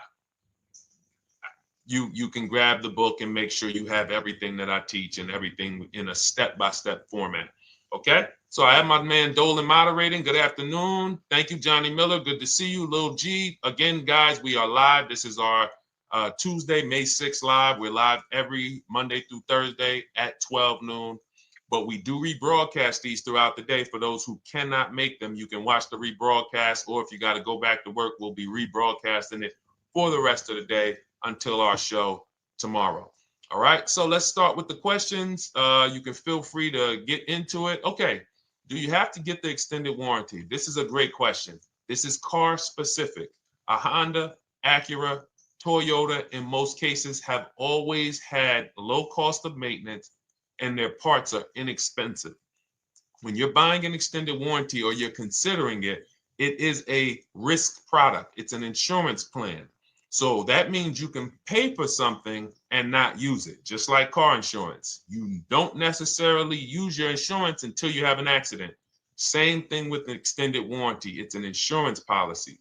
So what you're trying to do with any insurance is see what is the likelihood that what I'm paying for this is going to exceed the price if I did need to use it. So in the case of a vehicle, when you're trying to determine what should I get an extended warranty, there's 2 things that are important.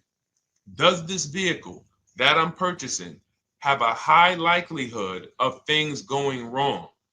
We know, and some of you have had cars with histories, and we know there are certain cars, they tend to have things go wrong more than others.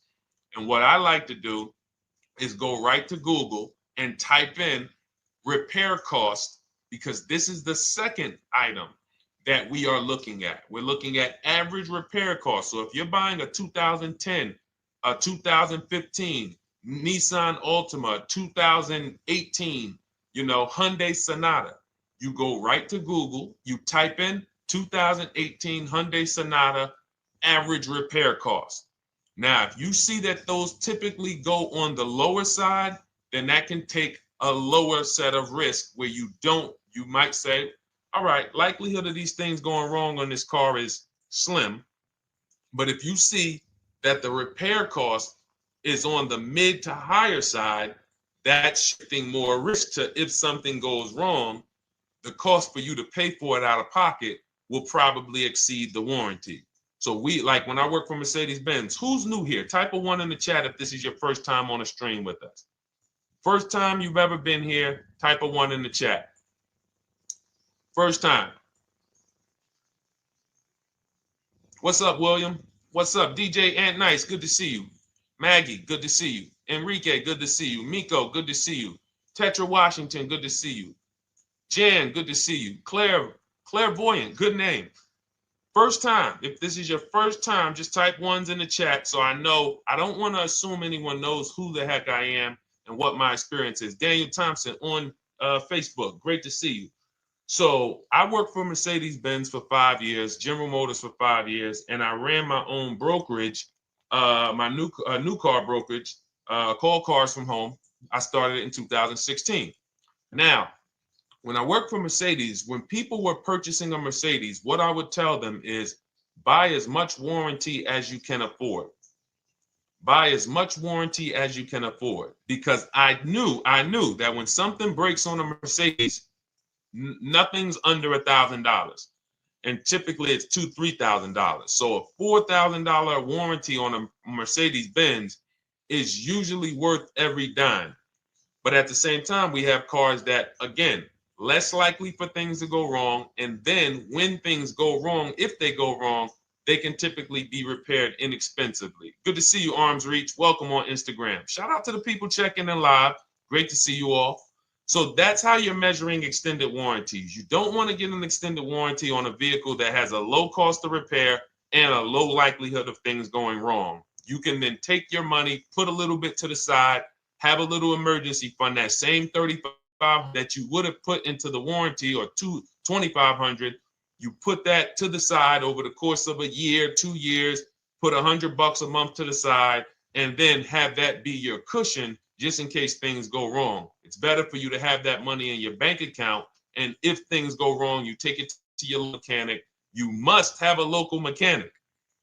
You guys know I swear by local mechanics on cars that don't have warranties. Even if you have a Mercedes-Benz, a BMW, an Audi, something that is typically harder to work on and takes more of a specialized engineer, there are still plenty of places that have those. I mean, there's shops where they used to be Mercedes-Benz techs. Now they have their own shops.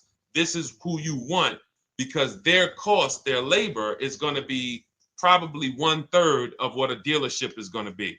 So these are the resources that, again, keep more money in our pocket while getting us the same level of service and experience. Okay, great question. Welcome, Uncle Nene. Good to see you. Uncle Nene. All right, listen. Nicole, good to see you.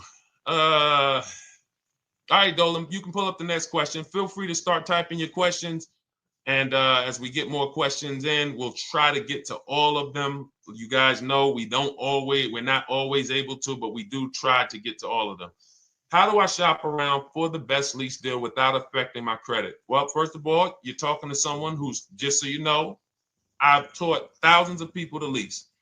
I've gotten 7 leases. Now, when we look at what we are doing with a lease, first, we have to consider how we want the information presented to us. We are not letting dealers tell us how they're going to quote us. We are telling the dealers how to quote us. So we are going to have all our quotes. Thank you to everybody hitting the like button. I see you. I appreciate you. And shout out to the sharers. As I see people who share, I always like to give the shout outs to the people who share this broadcast with their friends and their family. And thank you to everyone who's giving gifts on TikTok and Instagram. Appreciate you all. So what we are doing when we're telling a dealership, you give us a quote with first month's payment only out of pocket, 12,000 miles per year, and put all the taxes and fees into the payment, assume tier 1. So we are presenting it now in my book and in my Shop with Deshone programs, my video checklist. I have all the templates. If you're going to do this yourself, you just need to remember how you're presenting this. You can call around to dealerships, because there's 2 ways to do this. Shopping from home. Cars from Home is about showing you guys, and I'm going to be showing you guys a ton of payments. And listen, I don't want you to feel bad, because some of you are going to see that you've left a lot of money on the table. Part of what I have to do here, and I've been doing it for 3-4 years now, is I have to tell you the bad news. For 3 years, I did a masterclass called Everything You're Doing Wrong Buying, Selling, and Leasing Cars. We put probably over 15,000 people through that masterclass. But those were people who were willing to hear the bad news They knew, Deshone, I got to hear the bad news to get to the good news. So as I show the difference in the prices that we get and the people who listen to me get, more than, forget about me, the people who are like you, the people who are on a live, saw a video, and then took action and learned and use our processes, the results they get compared to what you're getting. You're going to see, wow, they're saving $3,000, $5,000, $7,000, $10,000 more than me every single car. And so the Cars from Home system is about bidding. It's about turning your car purchase into a bid. You're no longer begging. You're no longer going into a dealership and begging one dealer to sell you a car, and then you go to another dealer and beg them, sell me this car, please take my money, please take my money.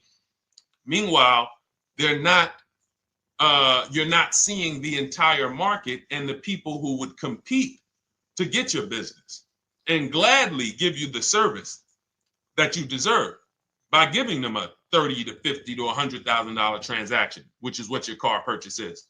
So now so the big thing to understand right off the top is, now I need to learn this bidding. I need to learn to get multiple offers. So you can do this by phone. You want to do this by phone, you can call around, but you must give them that information in order for you to compare the deals the right way. Lynette, good to see you. Christina, good to see you. Melvin, good to see you checking in. Rudolph, I see you. Once you actually give them that information, 12,000 miles per year, first month's payment only, due at signing, taxes and fees in the payment, assume tier one. I want the tier one offer. Even if you think I not qualify. Now, if you got a credit score above 670, all your FICO scores, most of you will qualify for most tier one leases.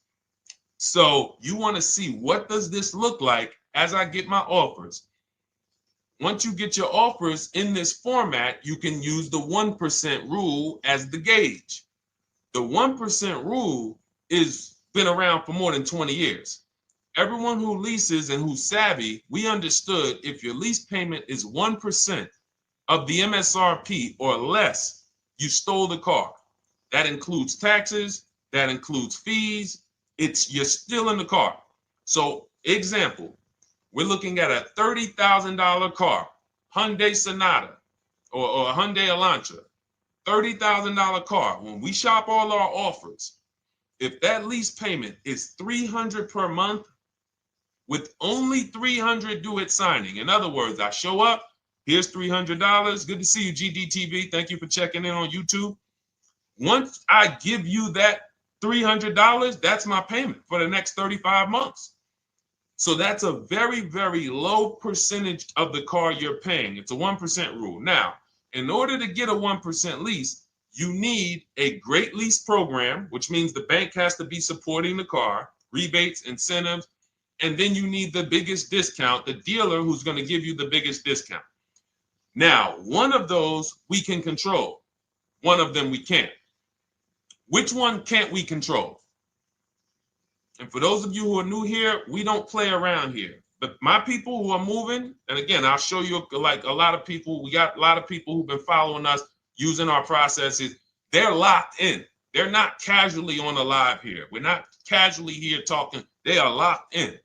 Like, boom, okay, I hear you. They're answering, they're typing, they're not, vacuuming in the kitchen and trying to hear. You can't do. We're talking about your second most expensive purchase of your life. It's going to be, you got to lock in.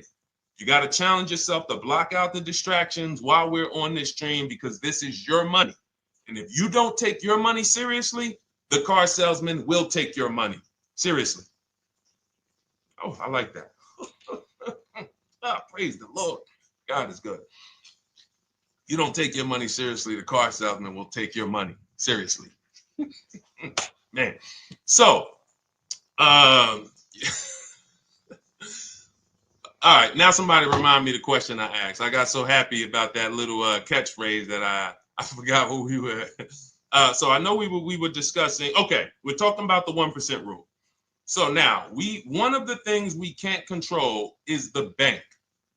We don't know what the lease payment, what the lease program is on a car.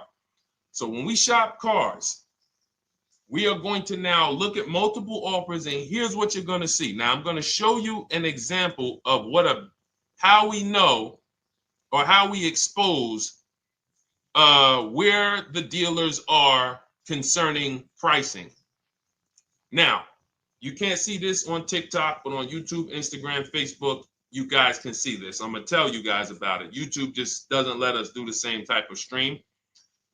But this is a particular Infiniti that we shop for. We have offers ranging, this is a $61,000 vehicle. We have offers ranging from $680 per month, which is a 1.1% lease. So a $61,000 car, $680 per month, that's 1.1%. We divide the monthly payment into the MSRP. Now, we can see here that there are some offers already from dealers that are almost $900, $889 per month. $889 per month, $873 per month. So now when we look and we say, whoa, how can we have we have all these dealers have the exact same car, yet one of them is $200 per month higher than another dealer. Exactly. We call them the 80%. The 80%, even after back and forth, even after, hey, we'll take off some money. All right, we'll drop the payment $50 a month. Their offer is still so high. It's a horrible deal. Now, why would they offer this? And this is consistent. So I don't want y'all thinking, well, the dealers that I walk into, they're different, Deshone. They take off more money. It does not matter what you think. If you don't have the market reports, if you don't know how to get multiple offers so that you can see, we do this all around the country. We have students all around the country in Cars from Home. We have people we shop for. We have over 13,000 books sold now. Like, we have lots of data to prove this. 80% of dealers are going to be overpriced. This is another particular deal on a Toyota, a market report. And you guys can see that the out-the-door prices here, list price, $32,000. Out the door price with taxes and fees, $38,000. That means that dealer is charging all types of fees on top of their price. The $39,000 MSRP. Look at line number 3. $39,000. Out the door price is $41,000. We can see $39,000 out the door includes taxes, includes all the fees. So we can see that these out the door prices in the left, in the right column, are way higher than the MSRP. $35,798. Out the door price is $39,700. But look at the green. Look at the green. This is what we call, we found the dealer at this time who wanted to win the bid. They wanted to win the bid. They needed the car sold. This is a rotation. We don't say to them, wow, they won the bid one time, so they must win the bid all the time. No dealer can win the bid all the time, or they'll be out of business.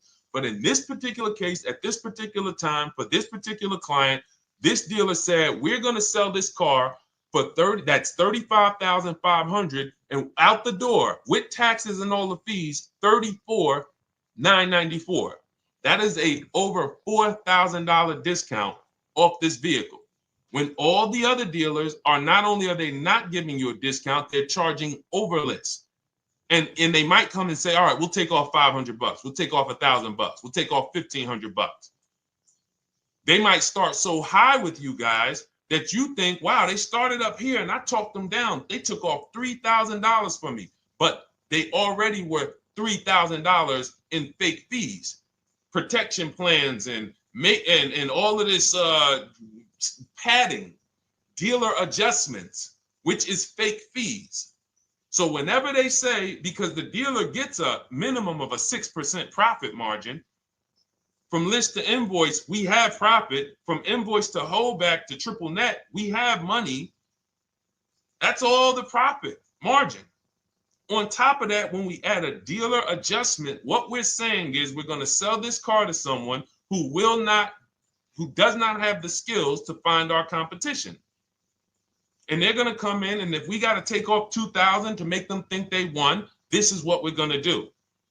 But what we do here, what people like Brian is going to do, look, just finalize my first ever lease using your system, 2025 Honda HRV, $30,000 vehicle, $395 a month payment. no money down. His initial quote was $434. He ended up using our calculator, which we have in our book and in our program. If we put all our offers into that calculator, it tells us what to counter. He gets that offer for $395. That's his deal. We look at somebody like Wendell. Look, thank you. It's the least I can say for your book, Cars from Home. We're still in the middle of the process. Just sold our car today, like 10 minutes ago, for 30% above value. Why? Because he got bids. Look, using the insights from your book. I've read the book multiple times and told many people about it because it's that good. It's so intuitive and insightful. We'll be moving to the next step soon, and I'll write again. So now you heard him say we're moving to the next step soon. Step 2 in my book is the equity assessment. That's when we get bids for the car we have. We get bids. You're going to go to, listen, you should never be trading your cars in. Let me ask you all a question. Do we get the most money for you name me one thing that we get the most money for that thing trading it. Name me one thing. If I had this iPhone, do I get more money trading that iPhone in for another phone, or do I get more money listing it online and selling it to whoever will pay the most? Trading or selling? Let's go. Who's locked in? Tax advantages are very small. I understand you, Ronald, but the tax advantages, we have people that are selling their cars to cash buyers for $3 to $5 grand more than what they can get on trade. A tax advantage for the difference is not, it's minimal. Exactly. Thank you, King Carter. You listed.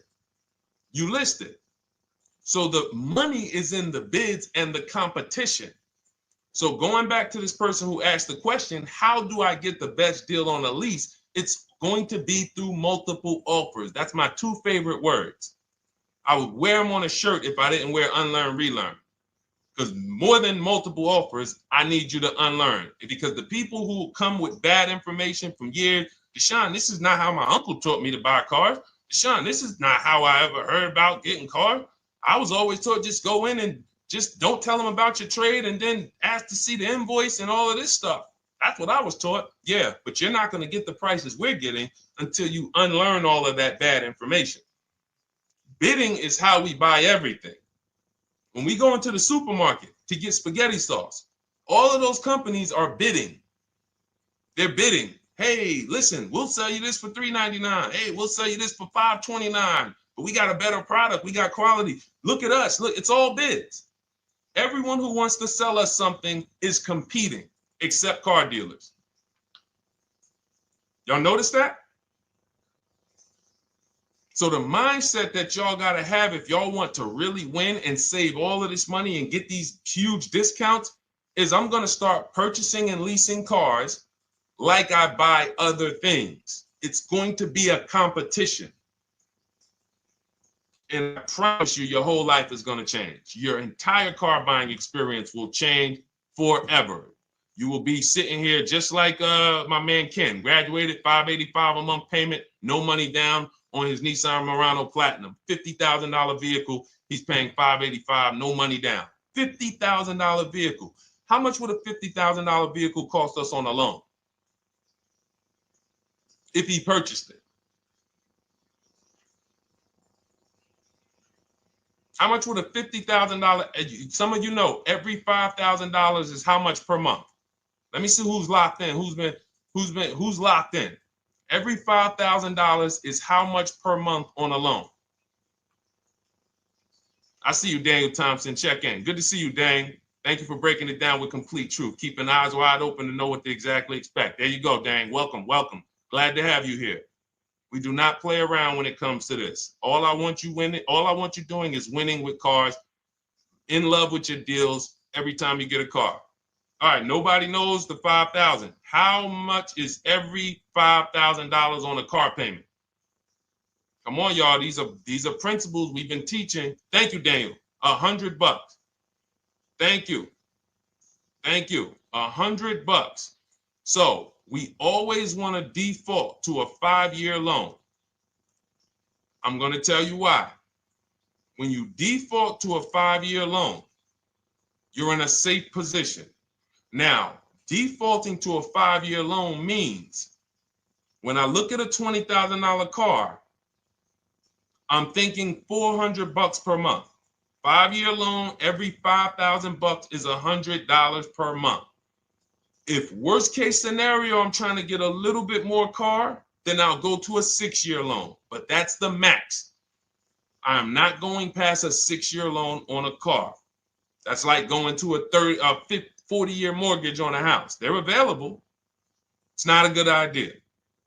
So when we look at these, you say to yourself, wow, a $50,000 car, that should cost him, if he did no, remember, this is a no money down deal. We're just looking at how much money we're putting in these cars. That car would cost him about $1,000 a month if he purchased it, 5-year loan, no money down. Which is why when people purchase their cars, what do they typically do? Come up with a ton of money, 10 grand, 15 grand, 20 grand, because they're going to pay into that car to try to lower that payment, because that payment. But some of us who don't have the down payment, we're financing most or all of the car. But here's the thing. I don't want you to feel bad if you're one of those people who like Deshone. I really don't be having those down payments of 10 grand, 15 grand, but I want to drive something quality.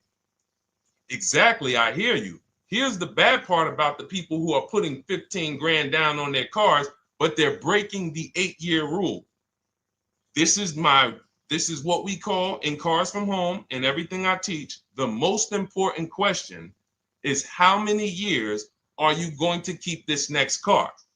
If it's not 8, then we don't purchase those cars, because here's what happens with people who go into their bank account, slap $15,000 down in a car, and don't keep the cars 8 years. And if anybody's willing to be honest, they will confirm this right here on the stream. When they go to replace that car in 3 years or 4 years, they literally have a little bit of equity. Maybe they're just breaking even. They're not getting that 15 grand back. It's gone. It's gone. Anyone who puts 10 grand down on a car and then comes back in 3 years, 4 years, all right, I had the car 4 years, 5, listen, I'm going to switch this thing up. They still have a payment. They are barely breaking even. Meanwhile, their payment was 400 or 500, almost double what it would have been if they leased a car, got a below market lease, and they drove a car, no warranty after 3 years. They're driving an inferior product. So if it sounds like I'm here to destroy people from purchasing who are not keeping their cars long term, that is the goal. Because as long as you are buying cars that you're not keeping 8 years, and you buy them, you turn around and you replace them, you are going to continue to spend way more money than people getting below market leases like Ken and like a lot of other people I'm going to show you on the stream. Lots of other people. Look, dealer American Senior Benefits Plan. He's enrolled with us under his company name. Dealer MSRP on this car was $36,300. 2025 Kia Sport X line. MSR boom 561. Monthly payment is $400. Use the system back and forth. Got $400 a month on a 2025 $36,000 car. Once we put our taxes and fees in that would be a $700+ payment. $700 payment. He's paying $400. And y'all wonder why people are losing cars. $300 more per month to drive the same car? It's ridiculous. Imagine somebody like you, when you learn, now you're pulling up. I'm going to tell y'all one more story, and then we'll go into some more questions, because you might not remember what I'm saying. So those of you who have the book, you got this for the rest of your life. But you will remember, hopefully, a story. I'll tell you about my neighbor. So my neighbor finds out that I'm into this car business and that I educate. And he said, hey, Deshone, I was watching some of your videos, and I come across this 8-year rule that you teach. And his wife had actually had a Kia Telluride. Popular vehicles, probably been one of the most popular SUVs, that the Palisade, since 2007, 2019. Super popular vehicles. People were charging $5,000 over sticker for them during the pandemic. People were paying it. We were getting them at discounts. Now, his wife totals the truck. She has an accident, totals the truck. She's fine. Truck is totaled. He was financing it. He said, Deshone, I see this 8-year rule thing, man, and I don't keep my cars 8 years. I said, okay. He said, so I'm thinking I should, like, you're saying I should be shopping for a lease on my next one. I said, exactly. I said, make sure you get multiple offers, because if you just walk in and say, hey, work me up a lease, they'll give you the same payment you had on the purchase. And then they'll tell you something ridiculous that they want you to believe, like, hey, the lease is the same price as the purchase, so you might as well just purchase it. And people believe this stuff. Now, I said, you get multiple offers, stay at home. He calls me, he says, Deshone, I got the new version of the Telluride, new. I'm paying $479 a month. He's $497, and then he said, I think he put down like $1,000, bring it down to $479. $497. He was just paying $800. Do you think anyone can tell him anything about leasing? He's pulling up in the same exact truck. In fact, the newer version. He knows he wasn't going to keep the car long term anyway. He's not going to pay it off and then keep the car and have a paid off Kia Telluride for 10 years. That's not what he does. He keeps them 3 years, 5 years, 7 years, and then he replaces them. So why is he paying $800 a month for years, no warranty, when he could be driving brand new ones for $497 a month, problem free? But as I said, some people are determined to pay more. But the people who, once you get this leasing thing, if you're not keeping your cars, it will change your life. Now, again, I got a car I'm purchasing, we're keeping it. Anything you are buying, keeping 8 years, forget about leasing. It shouldn't be a thing. Who keeps their cars more than 8 years? Let us know. You're an 8+ year person, let us know. In fact, I don't even want to ask, who has a car right now that they've had more than 8 years? And then we'll answer. I want to get Kathy's question too. And then let's get some purchase questions. Let's get some used car questions. Let's get some bank financing questions. We do it all here. But one of the most misunderstood subjects is this leasing thing, and it is costing you guys thousands of dollars every year. And you're driving old cars with no warranties, paying high payments on them because somebody told you you should be purchasing cars. I'm here to tell you they owe you money. They owe you money. All right? So who has a car right now that they've had more than 8 years? Let us know. How many years have you had it? And by the way, for those of you who just joined, this is our Tuesday, May 6th live. We are live every Monday through Thursday at 12 noon Eastern time. So for those of you who are here catching us live, that's when we're live. We will rebroadcast this and replay this show throughout the rest of the day for those who could not catch it, or if you had to jump off, go back to work. You're like, oh, I got to go back to work. You can catch it on the replay throughout the day. But we are live Monday through Thursday at 12 noon. So welcome to the people who are here. EJ, driving a lot of miles does not matter. Let me break this down for you. So right now, let's go to somebody who else has a lease. Let's look at, because who's heard with leasing you can't drive too many miles? Who's heard that, right? Type me if you've heard that.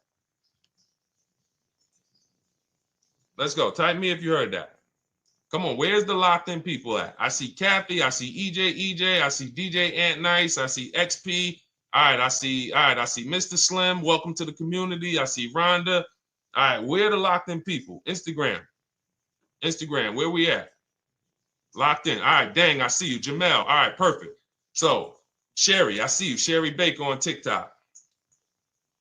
So you've heard, oh, you can't drive a lot of miles with a lease. Let's be clear here. You choose the mileage on your lease. It's not selected for you. In fact, the only time it is selected for you is if you don't realize you choose it. That's the only time they're going to choose your mileage for you. If you go in and you do something like, hey, work me up a lease deal, they're probably going to work you up a 10,000 mile a year lease deal. And they're probably going to say, hey, you need $3,000 down, and this is going to be your payment. And next thing you know, it's a high lease, and it's just terrible. Happens all the time. We tell people how to quote us.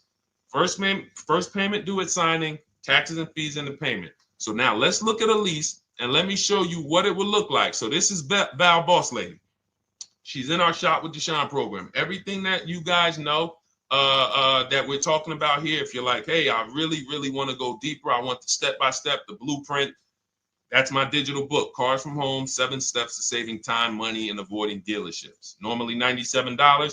You get a welcome offer. It's 30 minutes because I want to see you win, and you get 75% off for 30 minutes. If you go to my TikTok bio, Instagram bio, YouTube comments, Facebook comments, click those links, and then click that one that says $24 welcome offer. 30 minutes only, reward for taking action. You have everything we teach, the low market leases, the low market purchases, used cars, bank bidding war, making banks and credit unions bid, all of that, $24. You can, somebody emailed me yesterday, said, I'm $15,000 up with what I've learned from you already. And so if you can get it for $24, you can save tons of money for the rest of your life on a $24 investment. In this case, Val's she's more of a wants to do it with me type. Videos, checklist, she doesn't want to read. That's our Shop with Deshone, do it with me program. I coach people. And so she gets a deal on this particular car. Same information, by the way. Not better information here than the book. It's just different learning styles. So she gets a $51,000 electric vehicle, 2025, beautiful vehicle. She's paying 1.16. So her payment on this car, on this $51,000 car, let's continue to make sure we understand the price of these cars. $51,000 car, her payment is $591. No money down. Now, some of you might say, wow, if I got $591, I'd probably put like $3,000 down, bring it down to $499. You could do that. That's how we can do. We can do that because she already got an incredible deal. Then we're just determining how we want to structure our payment. And thank you for everybody sending me gifts. I appreciate you. Thank you for all the badges. I don't take it for granted. And thank you for everyone who's hit the like button. Those of you who are double tapping the screen. Every time you hit something on TikTok, you like it, you double tap the screen, you keep running those likes up. We appreciate you. It does matter. It helps spread the word. So let's say Val she's a high mileage driver like EJ. Let's say, EJ, how many miles per year do you drive? 20,000, 25,000? Let us know. I'm gonna show you why. In my book, I have 2 strategies for high mileage drivers. I'll tell it to you guys right now. How many miles a year do you drive, EJ? 25,000, 20,000? Those are both high. Let us know. Or if anybody, else, because, anybody else who's a high mileage driver, let us know. How many miles? 26. All right. Thank you, EJ. So let's just round that to 25 for now. Let's just round that to 25.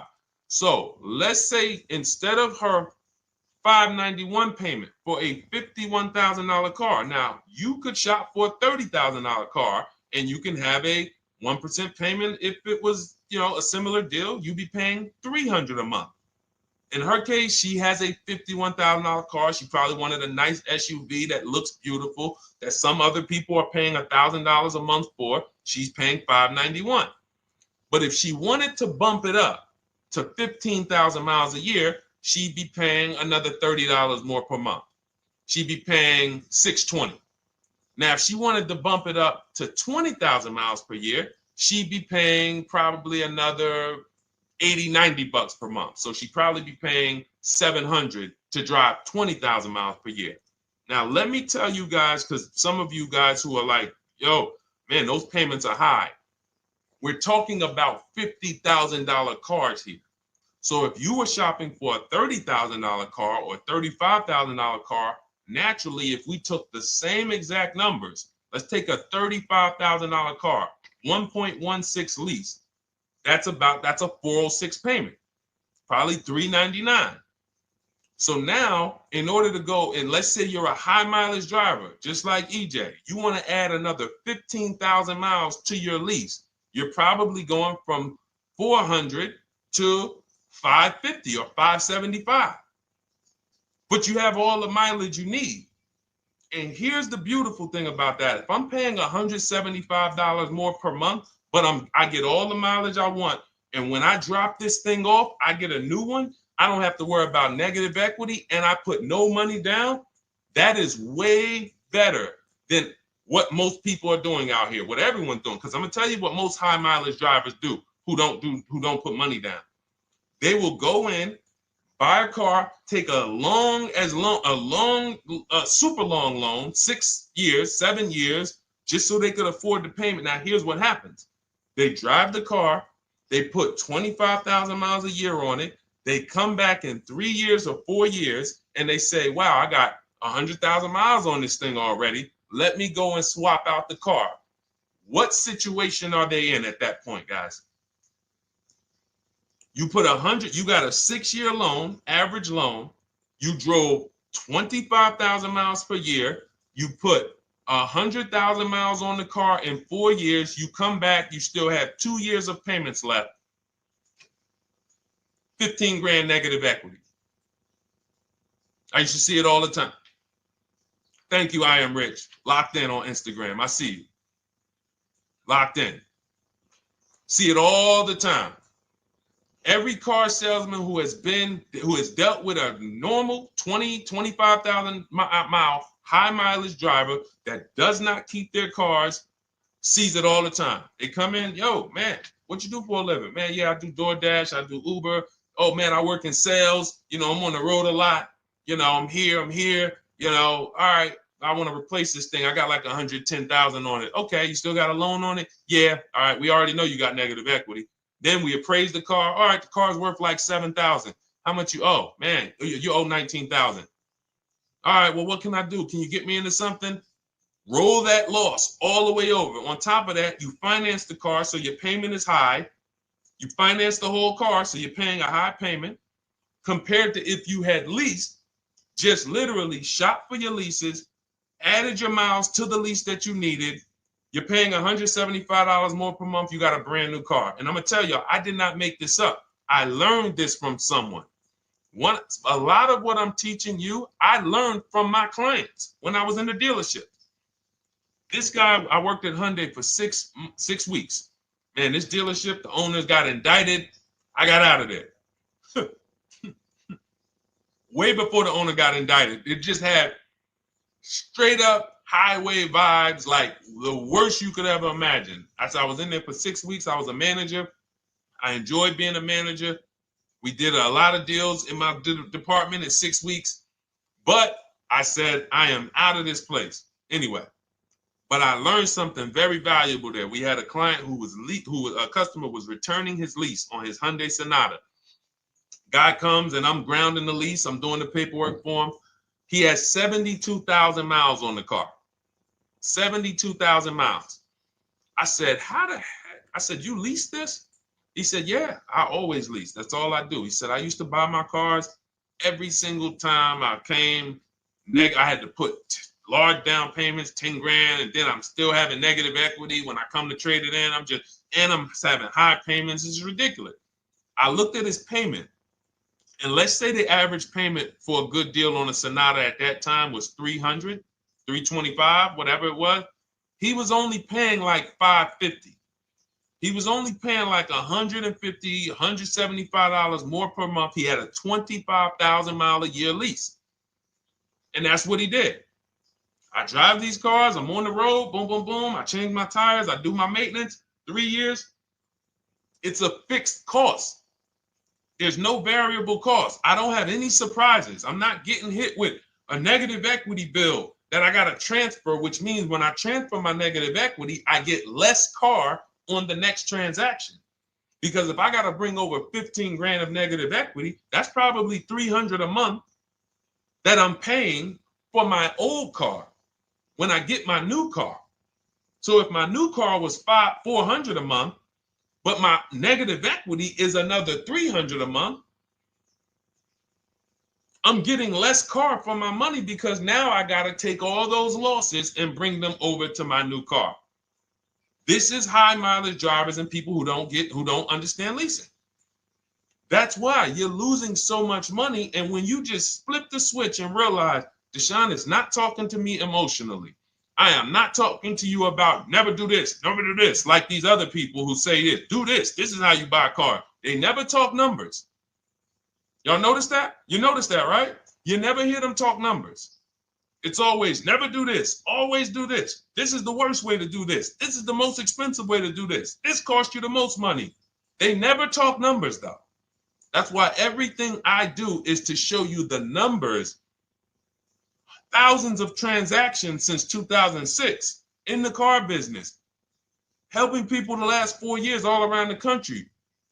This is the numbers that they might not understand.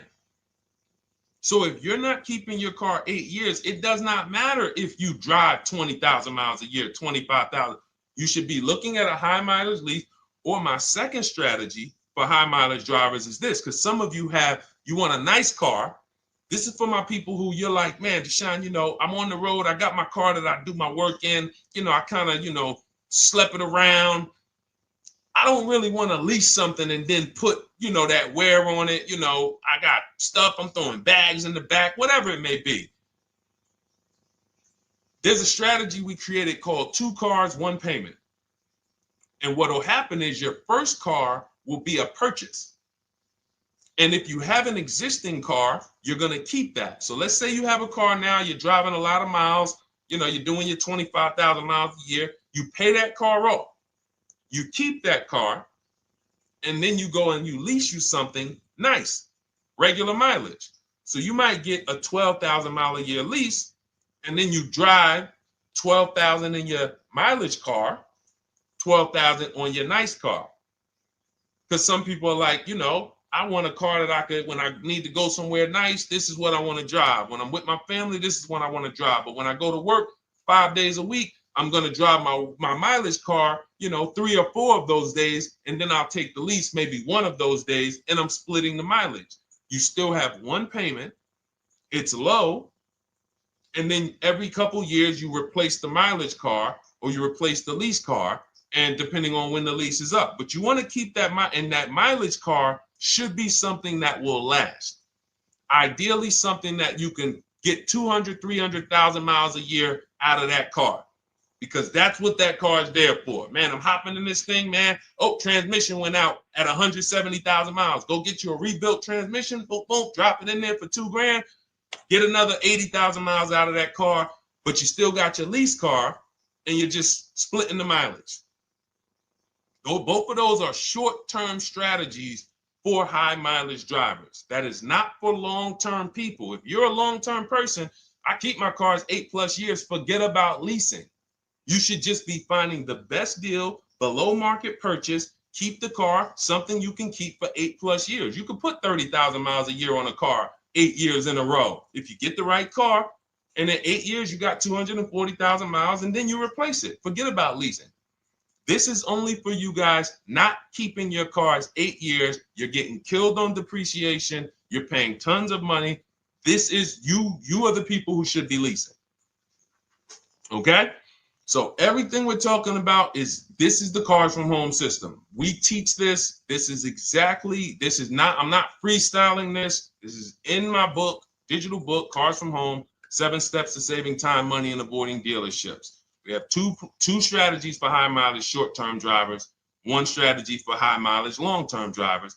And so if you want your copy, you can get it for 75% off. That's our welcome offer to you. As a 30 minutes welcome. Thanks for being here. I want to reward you.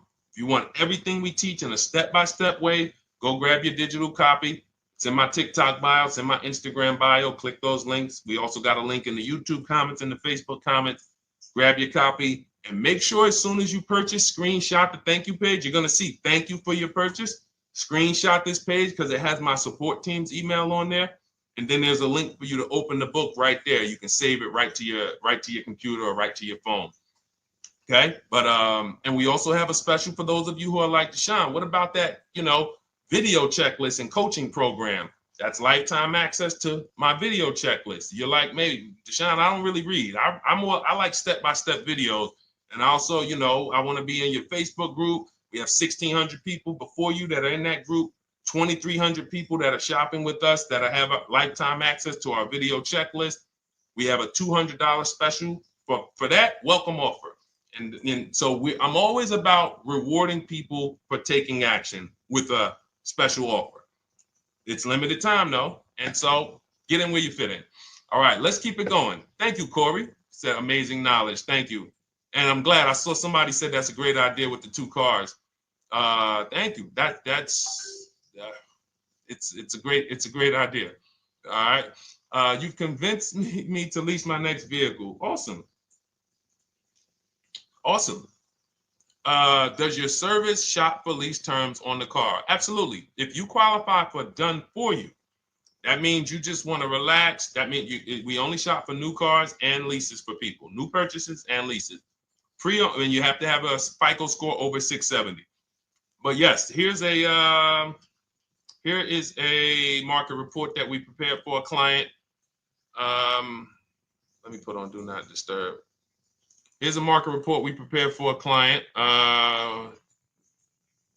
Okay, so I showed you that that's an affinity. We didn't even finish that. We had just started for this client. But this is, do I have one here? No. Do I have a lease market report here? Yeah, right here.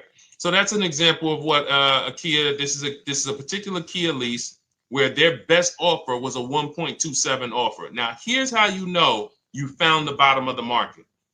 And again, whether you're using the book or whether you're calling around, again, you can call around to do this. The key is not going into dealerships. You cannot do this going in. Once you get your offers, you know you found the bottom when your best offer is between $150 to $200 less per month than your worst offer. And if you're purchasing, you should see a spread of between $3,000 and $5,000 minimum between your best offer and your worst offer. That's when you know you've shopped correctly. Because until you find the 80% dealers, you have not shopped correctly. If you're like Deshone, these prices still seem close. You have not found, you're talking to the 80%. You haven't found the 20% yet. Because the 20% is going to be that $3,000 to $5,000 less than the 80%. That is just the numbers. That's the way it works. So yes, so when some cars you're going to see that the lease program won't allow for a 1.1% lease. The best offer, like, we've shopped Hyundai Palisades for years. And I got my dad one back in November. And his best offer is like around 1.3, 1.28. That's the best I've ever seen on a Palisade. I've never seen a 1.1 on a Palisade. I've had people in our Charles. Some of you know I posted pictures of him when he got his Palisade last year. We clear out the old pictures because we got a bunch of new people with 2025. So we're not going to sit here and talk about 2024s anymore. We got Ken, we got Melissa, we got Sheree, we got a bunch of new people, just Ralph. We're not going to, but I do remember posting Charles who got his Palisade and he's like, he shopped, used the system, got his multiple offers. Best deal was 1.3. So that's where it comes in at because of the lease program. That dealer is already taken off to win the bid, probably taking off $5-6 grand. But if they don't have more rebates and more incentives and then it's not going to lead to a 1% lease. So the 1% leases come from major incentives. Maybe sometimes they have too many of the vehicles. They want to move them. Lots of bank support. But what I tell you is you should be looking for between 1.25 and 1.5. That's how you should budget for a lease, between 1.25 and 1.5. That's a great deal. And if it has a really aggressive lease program, once you get your bids, you're going to see it fall under the 1.25. You see it fall into 1.1, 1.2. but we don't know what the lease program will be until after we shop for that vehicle. Okay? So yes, absolutely. It's an empowering way to shop. It's also fun because you can see, man, I'm not begging anymore. Like these people are like, please do business with me. Please do business with me. And then you start to feel bad for everybody who's still in those dealerships doing it the old way because they're talking to the 80%. There's no way they can win. They don't even know there is an 80% to realize that's who they're talking to. So when the dealer says, all right, I'll take off $4,000, they're like, wow, I won. Man, the dealer took off $4,000. But if they saw the whole market, they would understand that that dealer actually is overpriced by $7,000, $10,000. So taking off the $4,000 means nothing.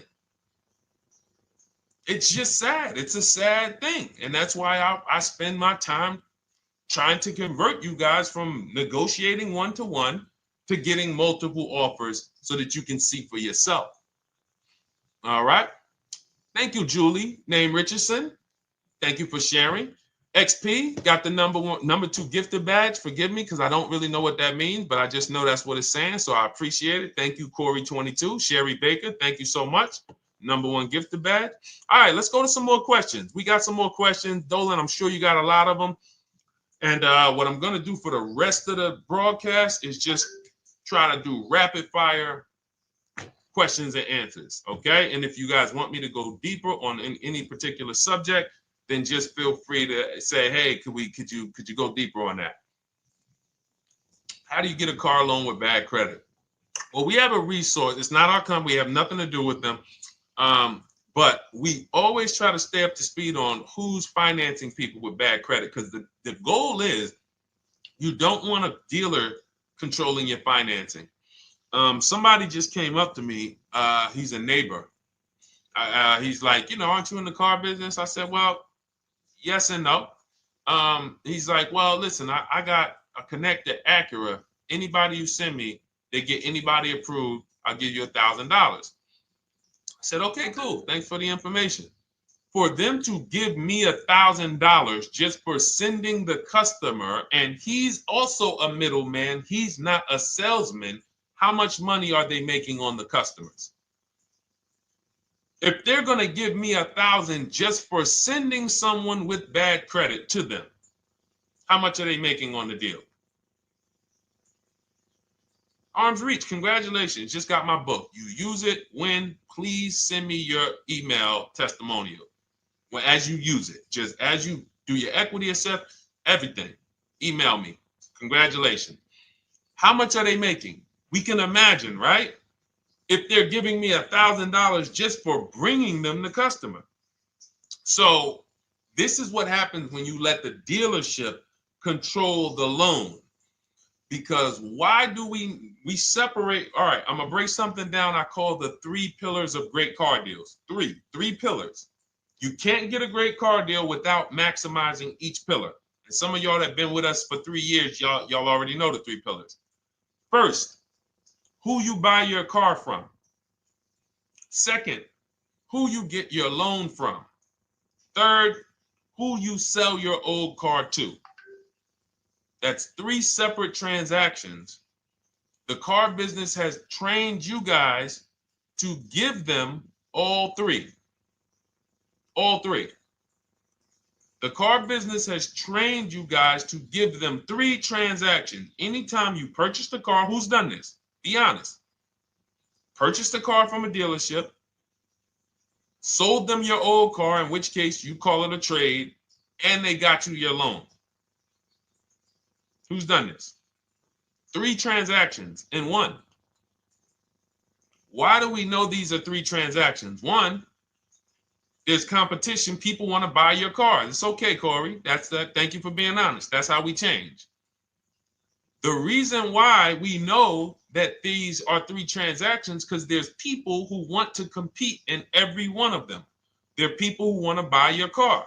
That's why step 2 in our book, we never trade. We get offers from CarMax, Driveway, Carvana, AutoNation, Car Gurus, Kelly's Blue Book Instant Cash Offer.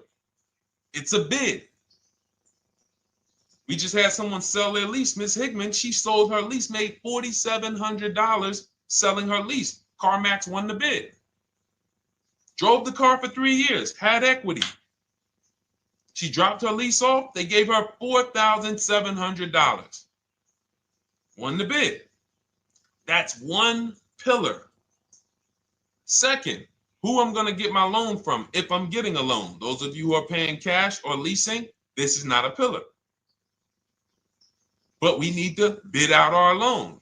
We had a great talk yesterday on our show yesterday where I asked, who do you guys get your loans from? Most people said the bank, the credit union, the dealership. One person said the right answer, whoever gives me the best APR. That's the right answer. And then we have who we buy our car from. There's banks and credit unions that want to compete for our loan. There's multiple dealers who want to compete to sell us a car. So we can't get a great deal until we have bid out each pillar. And that's why when we have bad credit, if we let the dealer now control, this dealer has a car. We didn't bid out that car to find out, is it a great price? Now they're also giving me the loan and they're charging me 25%. We didn't bid that out to see, is that the best loan I could get, even with my bad credit? Is that the best loan I can get? So the key, what you want to do first, if you have bad credit, is I'm online looking for anyone who will finance me with bad credit separate from the dealer. I'm not going to Carvana.com and saying, hey, you can get a car with us you can get a loan with us as long as you buy a car from us. You're mixing the transactions. You're taking away my ability to get bids. I'm finding someone you should check out. There's a resource. Oh my goodness, what's the name of the company? It's in my book, but I want to give it to you. Goodness, it's slipping my mind right now. Send me an email or DM, because here's the thing. If you use just that part and get the loan funded, but you don't know how to bid out everything else and structure your transactions, and are you keeping the car 8 years? Because if you're not keeping the car 8 years and you're like, Deshone, I hear you talking about leasing. I'm not keeping my car 8 years, but my credit's not good. The only purpose, if you telling me that I could be driving brand new cars for cents on the dollar, but I don't qualify right now, this car that I'm going to get is to set me up. So I'm not going to get a $30,000 car. I'm going to get me a $12,000 car, $10,000 car, the cheapest car I can get a loan on, so I can establish a payment history. And once I establish a 2-year payment history, yeah, I'm going to drive a car less than what I could drive. I got the money. I could afford more than this. But you're not setting yourself up for the right transaction.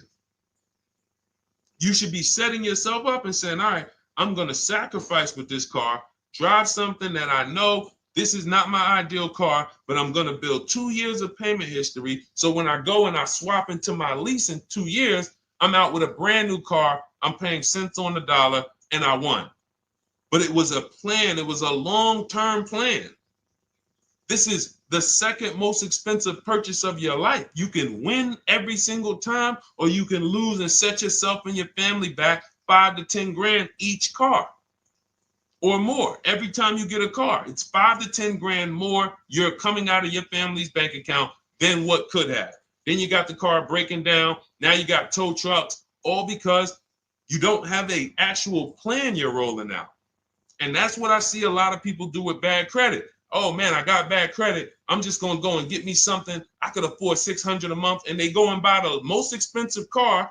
But because 25% interest is on the loan, they're not getting the most car for their money. Now, 3 years down the road, they're going to pay the high payment, still have negative equity because the interest is so high. And then they go and swap and do it again. And because the payment's so high and the car is older, because they want something fancy, but they really can't get that because, again, the interest is high. That's eating into their budget. Now they're going 3 years down the road. They missed 3 payments. They were late 3 times, so they're no closer to leasing. Credit's still bad. This is disaster. So if you're a long-term person, I break it down for you guys into two groups of people: long-term, short-term. Long-term high mileage driver, short-term high mileage driver, different plan. Long-term bad credit person, short-term bad credit person, different plan. If I'm a long-term person with bad credit, here's what I'm doing: finding the absolute best car I could find, getting bids, either new cars or used cars. We got the strategies for both. You can use the marketplaces, cars.com, Car Auto Trader. We got a whole strategy for how we find used cars, but you find that car, you pay your loan of 20%, 19%, 18%, if that's the best you can get. Because here's what you're going to do.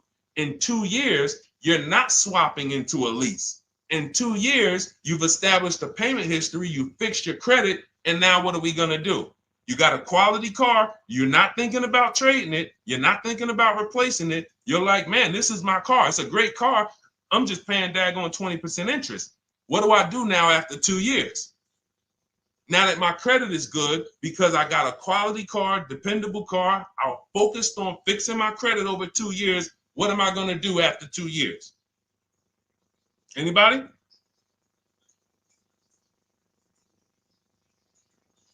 Thank you, Arms Reach. Refinancing the car. Exactly. Exactly. So that's the bad credit long-term strategy.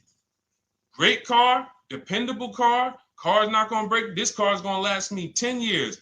Right now, when I bought it, 20% interest rate. That was where my credit was. But I worked on my credit. Boom. I'm a 690 now. I'm a 720 now. I'm refinancing that into a short-term, into a shorter-term loan, and I won. Pay this thing off, and I'm going to keep it. Nothing to talk about leasing. Leasing only comes into play where the 8-year rule is concerned. I'm not keeping this next car 8 years. I should be setting myself up to lease, or I should be leasing. That's how I'm going to save the most money, keep the most money in my bank account, have the best car. Not even close. Not even close. All the wins for the purchasers are after 8 years. People are like, man, Deshone, I got a car, man. I had this thing 12 years, man. It's been paid off for 6 years. I ain't had a payment. I love it. Long-term purchaser. You won. You won. Who's in that situation? Who has a car outside that they've had for more than a decade? Paid off. You can give it to your son. You can give it to your daughter. It's an extra car. That's purchasing.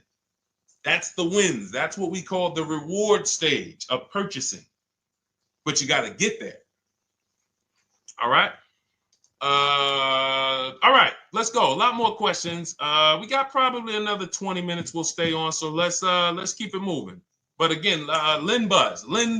That's the company. Lend, LEND, BUZZ. They started, I started seeing them about 18 months, 2 years ago, and they were loaning to people with, international students, people who didn't have credit. You want to try to find a place that will fund you independent of the dealership. That is what your goal is at all times. Independent of the dealership. Here, you qualify based on your income and your credit. You qualify for $18,000. Go find a car now. That is what you want. You don't want people mixing the bank loan with the car and two pillars that they are controlling. We're controlling the price of this car. We're controlling your interest rate. We don't want that. Yep, exactly, Cindy. For those who just joined, this is our Tuesday, May 6th live. We do these lives Monday through Thursday at 12 noon, so you can tell your friends, family.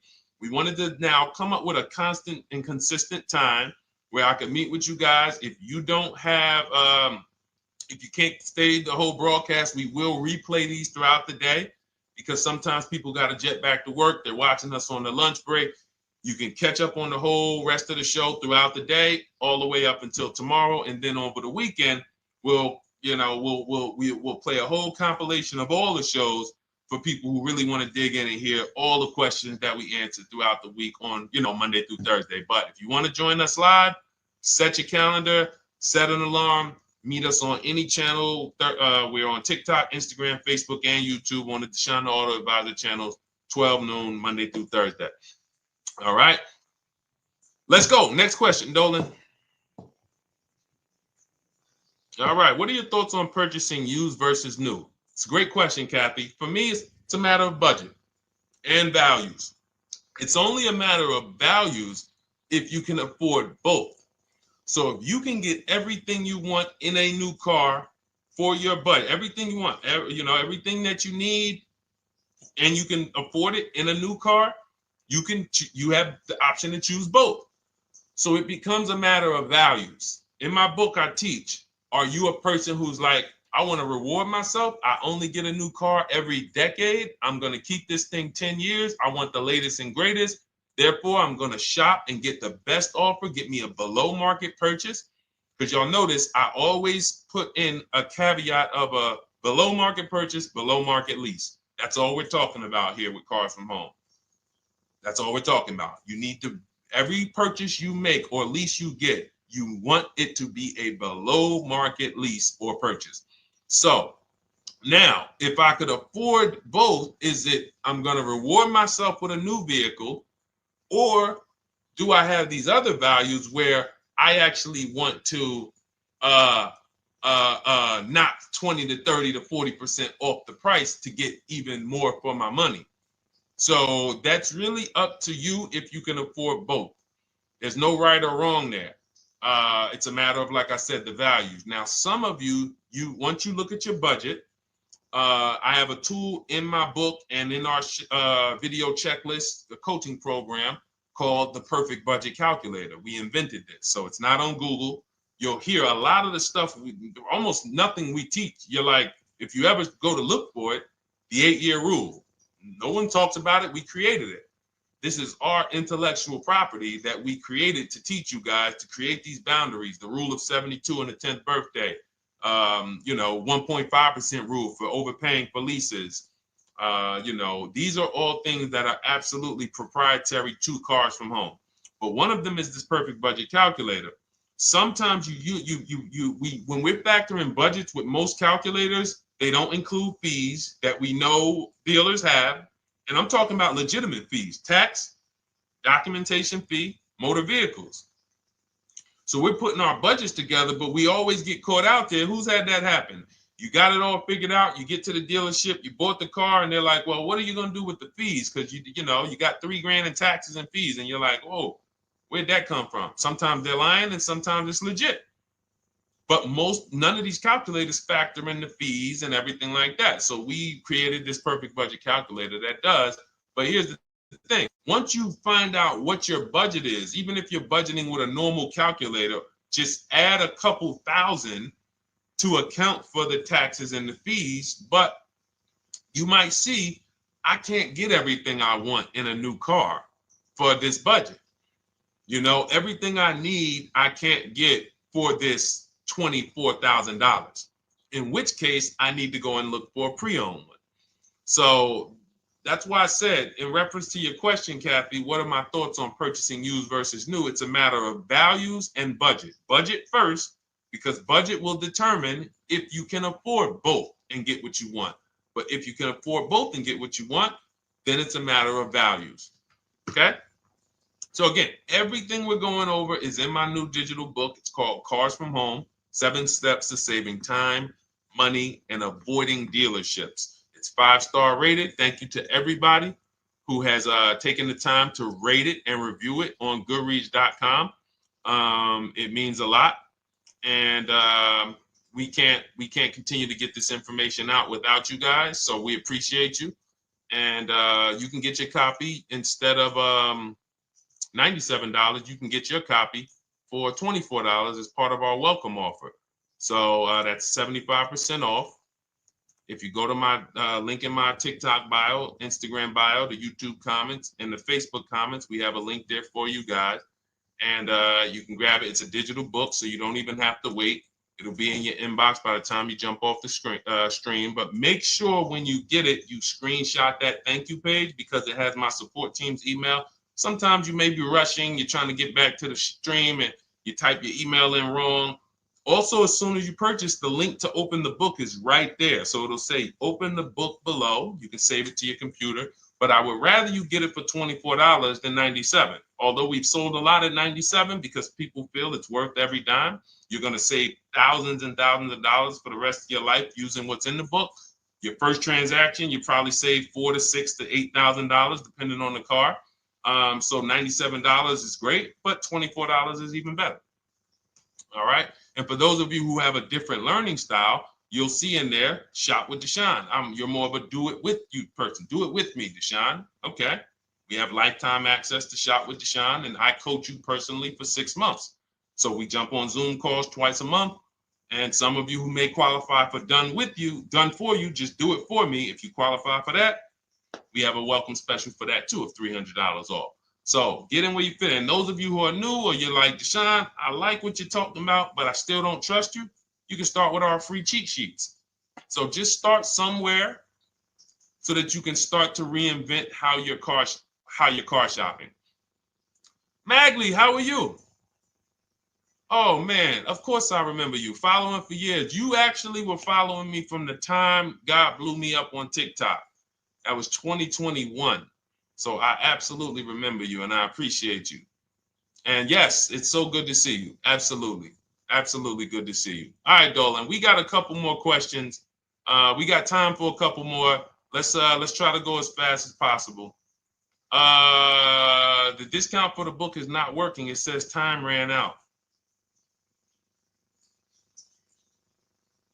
It's 30 minutes. I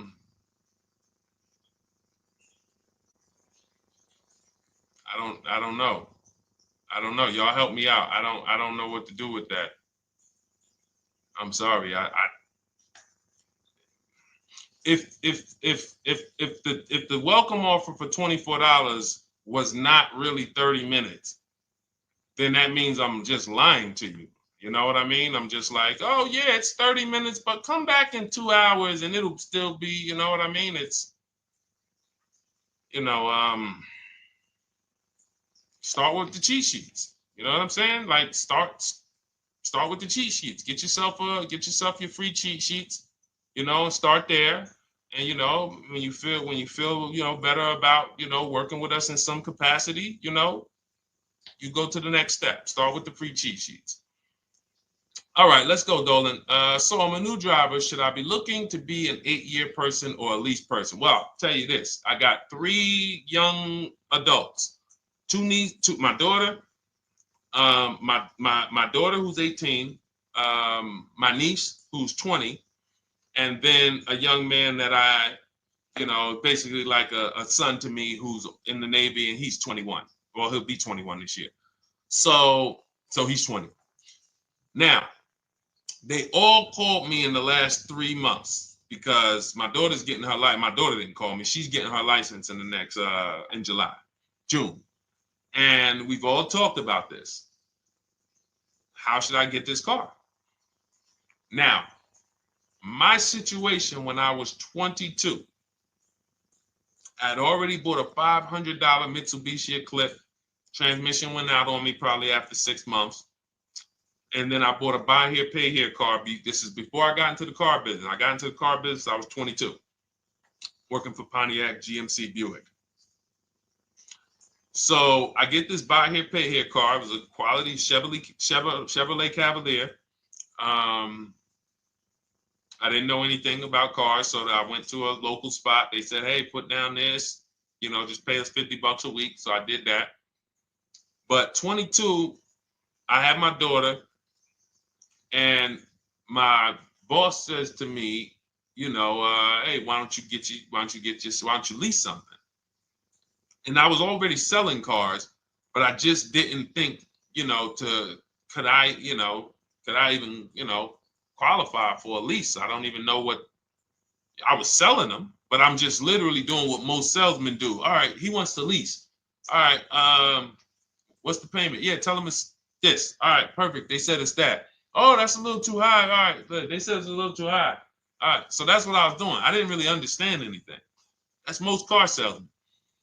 So I end up getting a Pontiac G6. I'm 22. I paid $256 a month. Now, it would have been less, but I didn't get a tier 1 approval because I didn't have, I think my credit was like mid sixes at that point.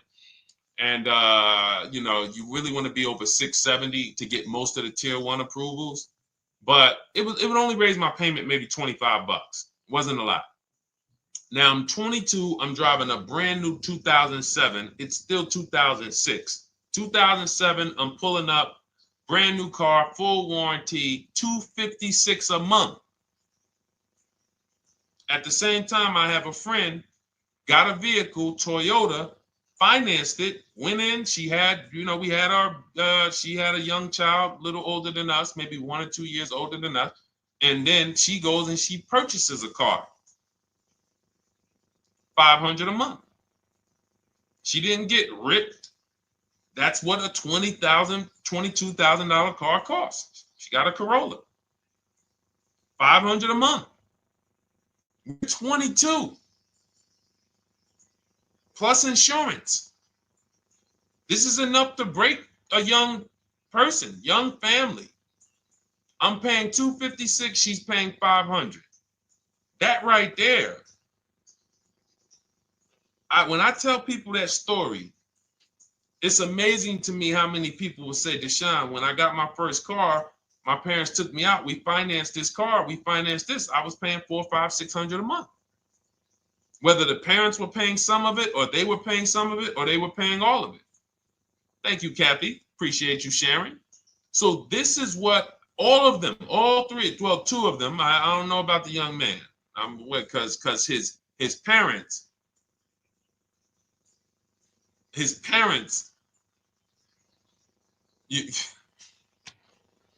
I'm not going to override your parents. And if your parents tell you that they think you should buy a used car or buy a good, then okay. But I'm just telling you, when you see my daughter and you see my niece pull up in brand new cars and they have low payments and they don't have to worry about getting stranded on the road, hey, call the tow truck. Do we still have a warranty on this thing? So I would be telling, again, 8-year rule. Because if I've had young people in their early 20s who are like, I'm not even into cars. Like, I'm going to buy this and I'm going to keep this car. Like, I'll keep it 8, 10 years. I don't. And I've had some people who they know when they get a better job, when they move to this, they're going to start a family. They're probably not going to keep the car 8 years. So it still goes back to the 8-year rule. Always. Always. Most young people, most people should be leasing their cars. That's how I did very well throughout my 20s. Praise the Lord, because I did not have high car payments. I didn't have cars breaking down on me where I had to be like, oh man, couldn't get to work today. Not many 20-year-olds, 23-year-olds are keeping cars 8 years. So when you're putting them in used cars, you're really setting them up for failure in a lot of cases, compared to if they were just leasing, getting look, because some people be like, wow, are $300 car payments still out there? Oh yeah, they're still out there. Just you just are shopping for the right car. I know India had her look, Rosalie, she's in our Done With You video checklist and coaching program, like Cars from Home. She's, you know, this is our Facebook group she's commenting from. 3 vehicles she got, all for her sons, all of them. A Nissan Rogue, $399 a month. That's a $36,600 car. She got a Mazda CX-30. That's a $28,200 car. Payments $339 a month. $339 a month. And then she got a Mazda CX-50 for her other son, $40,000. On top, we haven't even talked about the equity and leases and selling leases and, you know, really maximize her equity, because she said she got $6,700 selling 2 of the old leases. $6,700. Drove the cars for 3 years, had equity, bid it out, sold 2 of them, $6,700. You're probably like, Deshone, I didn't even know you could sell a lease. My question is, how much has that cost you? So when you're looking at investing in anything we're doing, be it my book, be it Shop with Deshone, our video checklist and coaching, be it our Done For You program. One thing that we do covers everything. Your first deal, if you're moving, you're gonna be like, shoot, I got everything I just invested back times 10. That's what we hold ourselves accountable to. Just her equity alone, she made $6,700 selling 2 cars. Didn't even know I could sell leases, and I just put $6,700 in my pocket selling 2 leases. Whoa. So $300 payments. Those would be perfect cars for young people.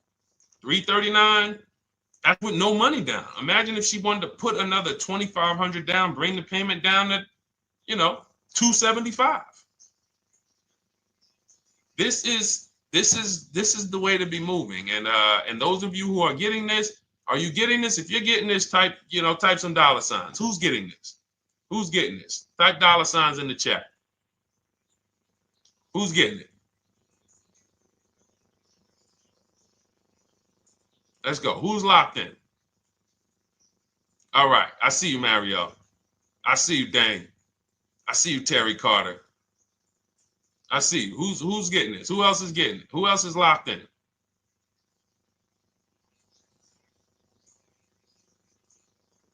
A lot of y'all on here. Listen. I see you, DJ and Nice. I see you, Arms Reach. And I can tell the people that's locked in because they be like, all right, Deshone, you said you're here for 90 minutes. I know we got about 3 minutes left. I mean, I'm hanging for this whole thing. I don't want to miss anything. Shout out to the people that are locked in.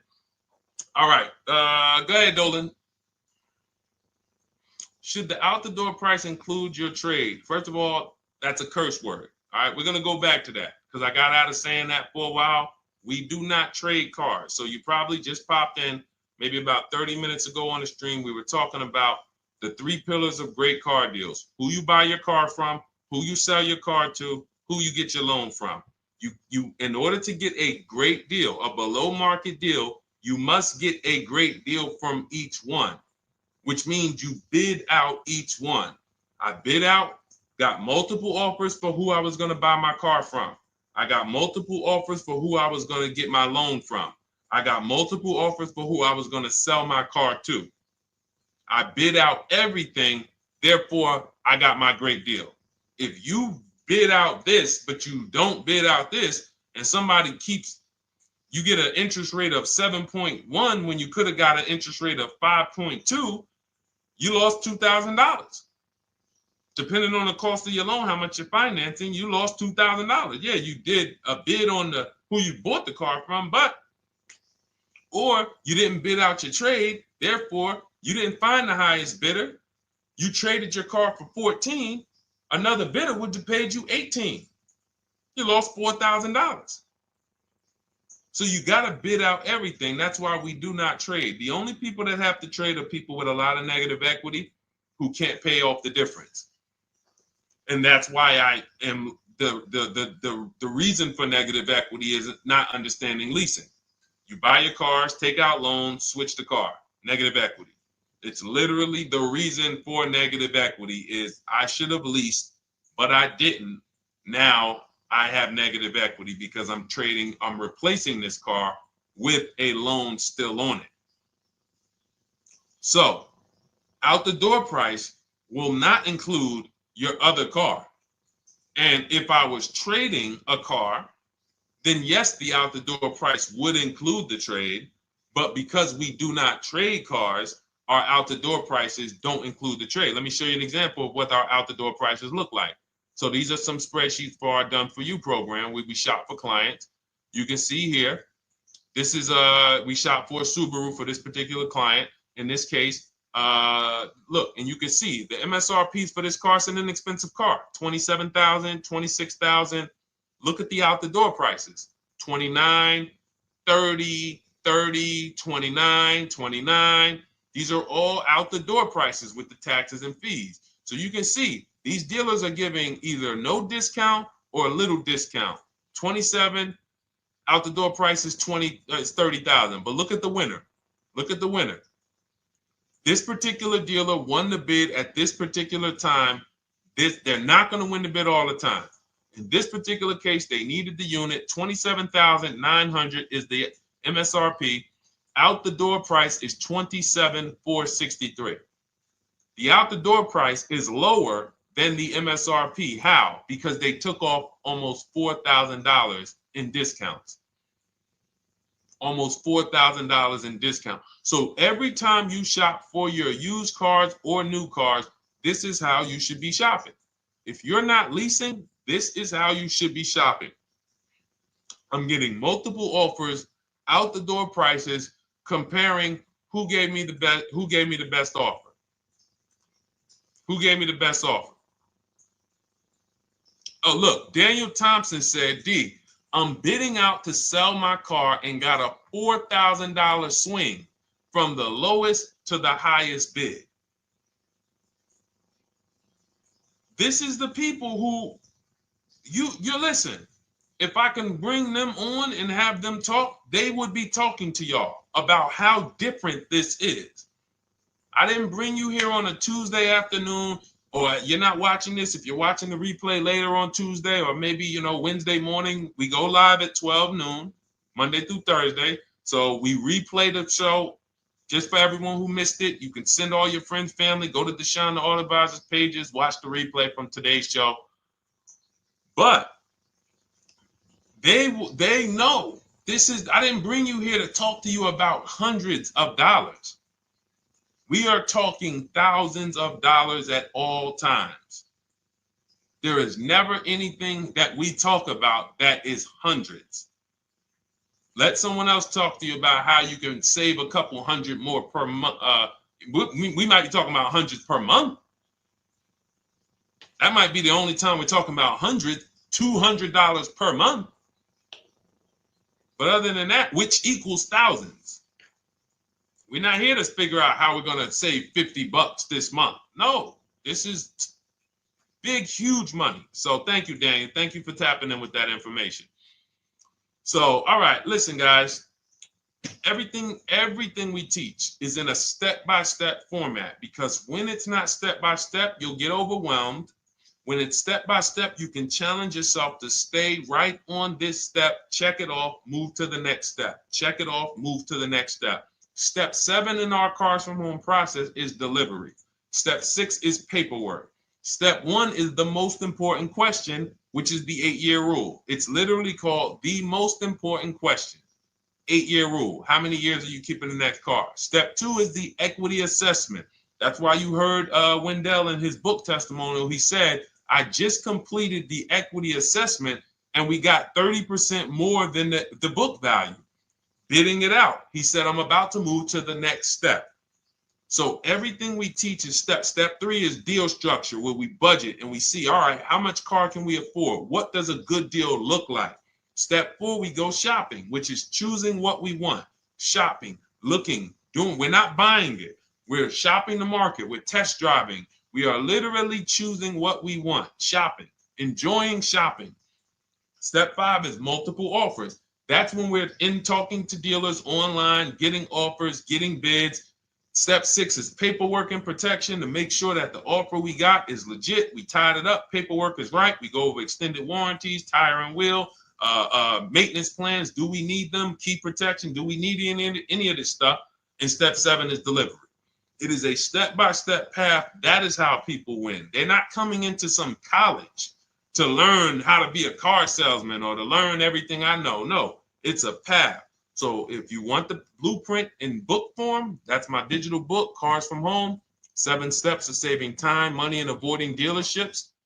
Normally $97, part of our 30-minute welcome offer. You can get yours for $24 in my TikTok bio, Instagram bio, the YouTube comments, and the Facebook comments.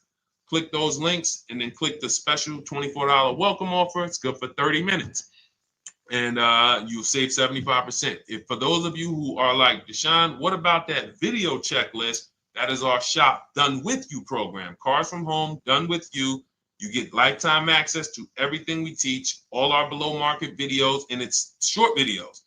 I want you guys getting cars in 90 minutes. 90 minutes. Not shopping. The shopping might take you longer. Deciding what you want, you might be doing that for 2 months. But once you decide what you want, I want you to be able to get below market deals in 90 minutes. That's how I do it. We're not hours and hours to get these car deals. Some of these deals we make in literally 45 minutes over a 3-day period. So that is how we do it. And you'll have access to our coaching program. We do Zoom calls twice a month, first and third Wednesday. And you have a Facebook group with 1,600 people in it that have come before you in the last 3 years. And then for those of you who qualify for shop with done for me, just do it for me, Deshone. New cars, new cars and leases only. Credit score has to be over 670 FICO. Book a call with our team. Let's see if we can help you. All of those have welcome specials. The book is 75% off welcome special. Shop with Deshone is $200 off welcome special for 48 hours. And done for you is $300 off for 72 hours. All welcome specials for people to say, all right, I'm taking action. I'm going to take advantage of a lower investment for taking action immediately. And for those of you who you're still new here, you're like, Deshone, I like the information, but I need to get, can I get some free advice first? Let me test out some free advice. You can, of course, go download our cheat sheets, and that's there as well. All of that is in the Cars from Home Toolkit. So always a pleasure. We will be back tomorrow, 12 noon. Please mark your calendars, tell your friends, bring a friend, and we'll continue to, we'll continue to do what we do and try to make sure you guys have everything you need to win every car you get. I want you sending pictures with the numbers. You know you've done it right when every car you get, you have pictures with the numbers. You know people who purchase cars all the time, all post their pictures. Hey, had to upgrade. Oh, just got this. Hey, had to treat myself. Oh, watch it now. But you never see the numbers because they really are not confident in the numbers. They don't want to talk about the numbers. Everybody who shops with us, whether you're getting our book, whether you're using our stuff, and sometimes people who they piece together my social media videos and they'll get it done. But they are sending the numbers. Look at what I paid for this car. Not only did I get a great car, but look at the deal I got on the car. That's when you know, all right, you understand this thing. All right, have a great day, y'all. See you tomorrow. And if you couldn't make the whole broadcast, feel free to watch the replay. We'll be replaying it throughout the day until tomorrow's show. All right, have a great day, y'all. Thank you. God bless you.